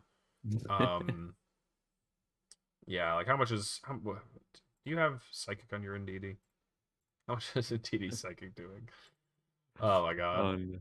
No, that's a boring one. What is a stupider Pokemon? Okay, I have a fun one, but okay, let's go ahead and do that one it. since you're ready. I don't have to. I don't answer myself, right? Technically, you don't. You can if it's one that you don't know the answer to, but yeah. we would probably have you go last, and then yeah, we'll do that. All right. Since I haven't played, I have played against Nano. Sorry. Yeah. I want you guys to tell me how much Helping Hand, Adamant, Terra Ghost, Choice Band, Oh no. Dragapult, Phantom Force does to a 0 bulk Basculegion. Okay. The Basculegion is still a ghost type, I assume? Yes. Do male and female Basculegion have different bulk? Is that a thing? I assume you mean male. It's male, yeah. Okay. Male Basculegion. And then it was Terra Ghost Ghost? on the field, right? It was Adamant, Choice Band, Terra Ghost, Helping Hand. Helping Hand. So no Indeedee. No, or it's with the Indeedee, not with the Chenpao. Yes, Oh god. with Well, I mean, all right. Okay. I've got a number. This is definitely something.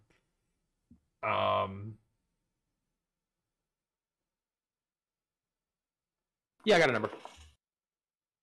All right.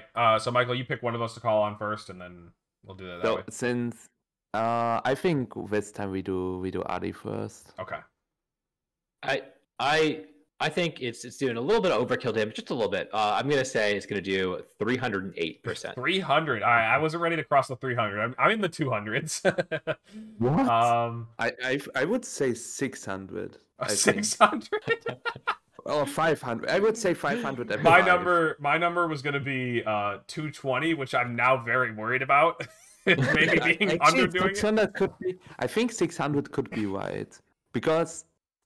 Yes, I would have 600. I think it's 500 actually. Are you saying it's killing if they Dynamax and Terra Water? Like, yes. Adamant, right. Terra Ghost, Helping Hand. All right, so Basculegion. My thought was it probably has a lot of HP. Yeah, I was thinking, it probably kills and it has a little bit of overkill without any of the multipliers, but then you put the Terra Ghost and the Helping Hand on, and it's doing about, 2x multiplying for that, which is how I got to about 300. I think I am absolutely not getting there. What am I missing? Just Helping Hand? Terra Ghost and Terra Ghost. Oh, no. Okay, so this is doing more than, already doing more. What did you say, Adi? 400. I said 308. No, you're not in there. Looks like Nash, you're not in there. Alex Chad, not in there. Yeah, man. Nobody was getting this one. So it looks like if you were to Terra Water, where's the Dynamax button? Just do +2 defense. Yeah, pretty much. It would be a roll to kill if it Dynamaxed and Terra Water. Jesus Christ. Alright, I guess it's my turn. And I think I've got a good one. Okay. So, I'm trying to. I'm playing in San Antonio Regional, and I'm taking some inspiration from the teams that I saw in Stuttgart Regional. But my opponent is also, taking a bit of inspiration. They've got a Gastrodon. Gastrodon with let's just say max HP, 108 plus defense. Or we'll do 100 because it's easier. 100 bold. And, me, I was trying to take some of Adi's advice, so I've got my Trailblaze Terra Grass Mousehold hitting this Gastrodon. It didn't Terra. It thought it could live, bro, but I'm Technician. They didn't account for that. I'm Terra Grass Technician. Trailblaze from my Mousehold. I don't have any offense investment. I'm still a supporter. So 0 IVs. EVs. 0 EVs. 31 IVs. Trailblaze from Neutral Nature Mousehold. Terragrass Trailblaze. Hey, wait. Terragrass Trailblaze Technician versus Gastrodon. It's a Um, 252 100 bold. 252 100 bold behind reflect. Behind reflect. Okay. And you It's on the Trailblaze. it's on the screens team, bro. Okay. Sure. Okay. All right. I think I have a number. I don't know got if a either. number. I was gonna put grassy terrain in there, but I don't know if either of the teams would reasonably have a grassy a Rillaboom. So we're Okay. are you guys both Do ready? I go for, Yeah, I'm ready. Tell me, do I go for the higher or for the lower one? I won't tell you. I'm gonna pick you second. Adi, what do you got? You picking him second? He's gonna have to Yeah, change. you're right. You know, no. Adi's Okay, right because Michael I didn't get to typed it go in the first chat. yet. Michael hasn't gone first yet. So Okay. Michael, you're up. What Yeah. are you taking? I see the numbers in the chat and I'm shocked. I would have said 36. 36. Let's go. All right. 36. Adi? I am much closer to chat. I am gonna say it's gonna do 85. 85. All right. Mousehold. Let's remind everybody Wait, what it's I forgot one multiplier. I forgot Terra Grass, I think. It should be. Now you forgot you remembered the multiplier that is Mouse's attack stat. It's 75, guys. Everybody chill. Okay. Wait. Now I'm literally scared. I would still say 36, but I'm scared because the chat is saying almost 100. Okay, we gotta make sure this is technician. Grass. It's Terrad, and we'll replace U-turn with Trailblaze. Really slow rolling it. Oh my god. Wait a minute. Oh, that's a helping hand. No. Get out of there, helping hand. And Oh, also no. reflect. Oh, you're right. I forgot the reflect. Wait, am I close? You might actually be getting it. Let's see. No, I won't. Oh. Okay, so Oh. Technician, Terragrass, Mousehold, Trailblaze versus this relatively bulky Gastrodon behind Reflect is doing 44 But I to was 52. closer than basically everyone. That's true. That's true. With 36. So my calculation was it does 7% if it's neutral. When you said Terra Grass, when I was at 10, when I was at 5, when you said Technician, so when I was at 15, when it's 4 times effective, when it was at 60, and when I was at Reflect, so I was basically at 40. But when I asked higher or lower, I decided to go lower, and that's why I decided to go 36. Dang. But You should have believed in the mouse. Or I guess believed in the multipliers. Astro was mini-maxed. God. Minimax. Half Terra. Yeah, let's put a -2 on there. And it sometimes kills. Oh man. Alright, well. That was fun. That's gonna be it for the Calc is right, and that's gonna be it for Tub Takes. So yeah, Michael, thank you for being on and staying up. It was a lot of fun. It's 2 a.m. now. Amazing. Yeah, we really appreciate it though. And yeah, otherwise, I don't know if our YouTube command thing is working either. We'll have to check that out next time. It's working for So me. for what it's worth, Let's go. Let's go. maybe Nightbot was down. You give it a try. Okay. Yeah. No, I love spamming my YouTube channel. There we Well go. We're done. good. The bot's back. For what it's worth, I will try to upload this tomorrow, just because apparently there's no rules against it anymore, which is really nice. So tomorrow is probably when it's going to go up. Yeah. Okay. So yeah, so maybe Tuesday, and if that's a thing, maybe it'll. I don't know. I guess Adi's gonna have to be the one that lets me know if it's consistently gonna be Tuesday or not. But Up takes Tuesday. Yeah. Well, if Top Takes is consistently on Monday, then yeah, why not? okay. If I'm hosting, I can even you can even stream directly to YouTube as well, which is what I did the last couple times. So yeah, we'll try to. I don't know if it's gonna be as consistent as every Wednesday morning, but also it was never really that consistent. So yeah. Okay, who's gonna complain about more content, or at least earlier content? Right. But yeah, look forward to Top Takes tomorrow. And I think that we're gonna send you over to Himmy Turner. I think is streaming right now. All right, let's do it. Yeah. Also, just a quick shout out to Michael and his stream. Michael, do you have any other plugs that you want to mention? You know, you're streaming.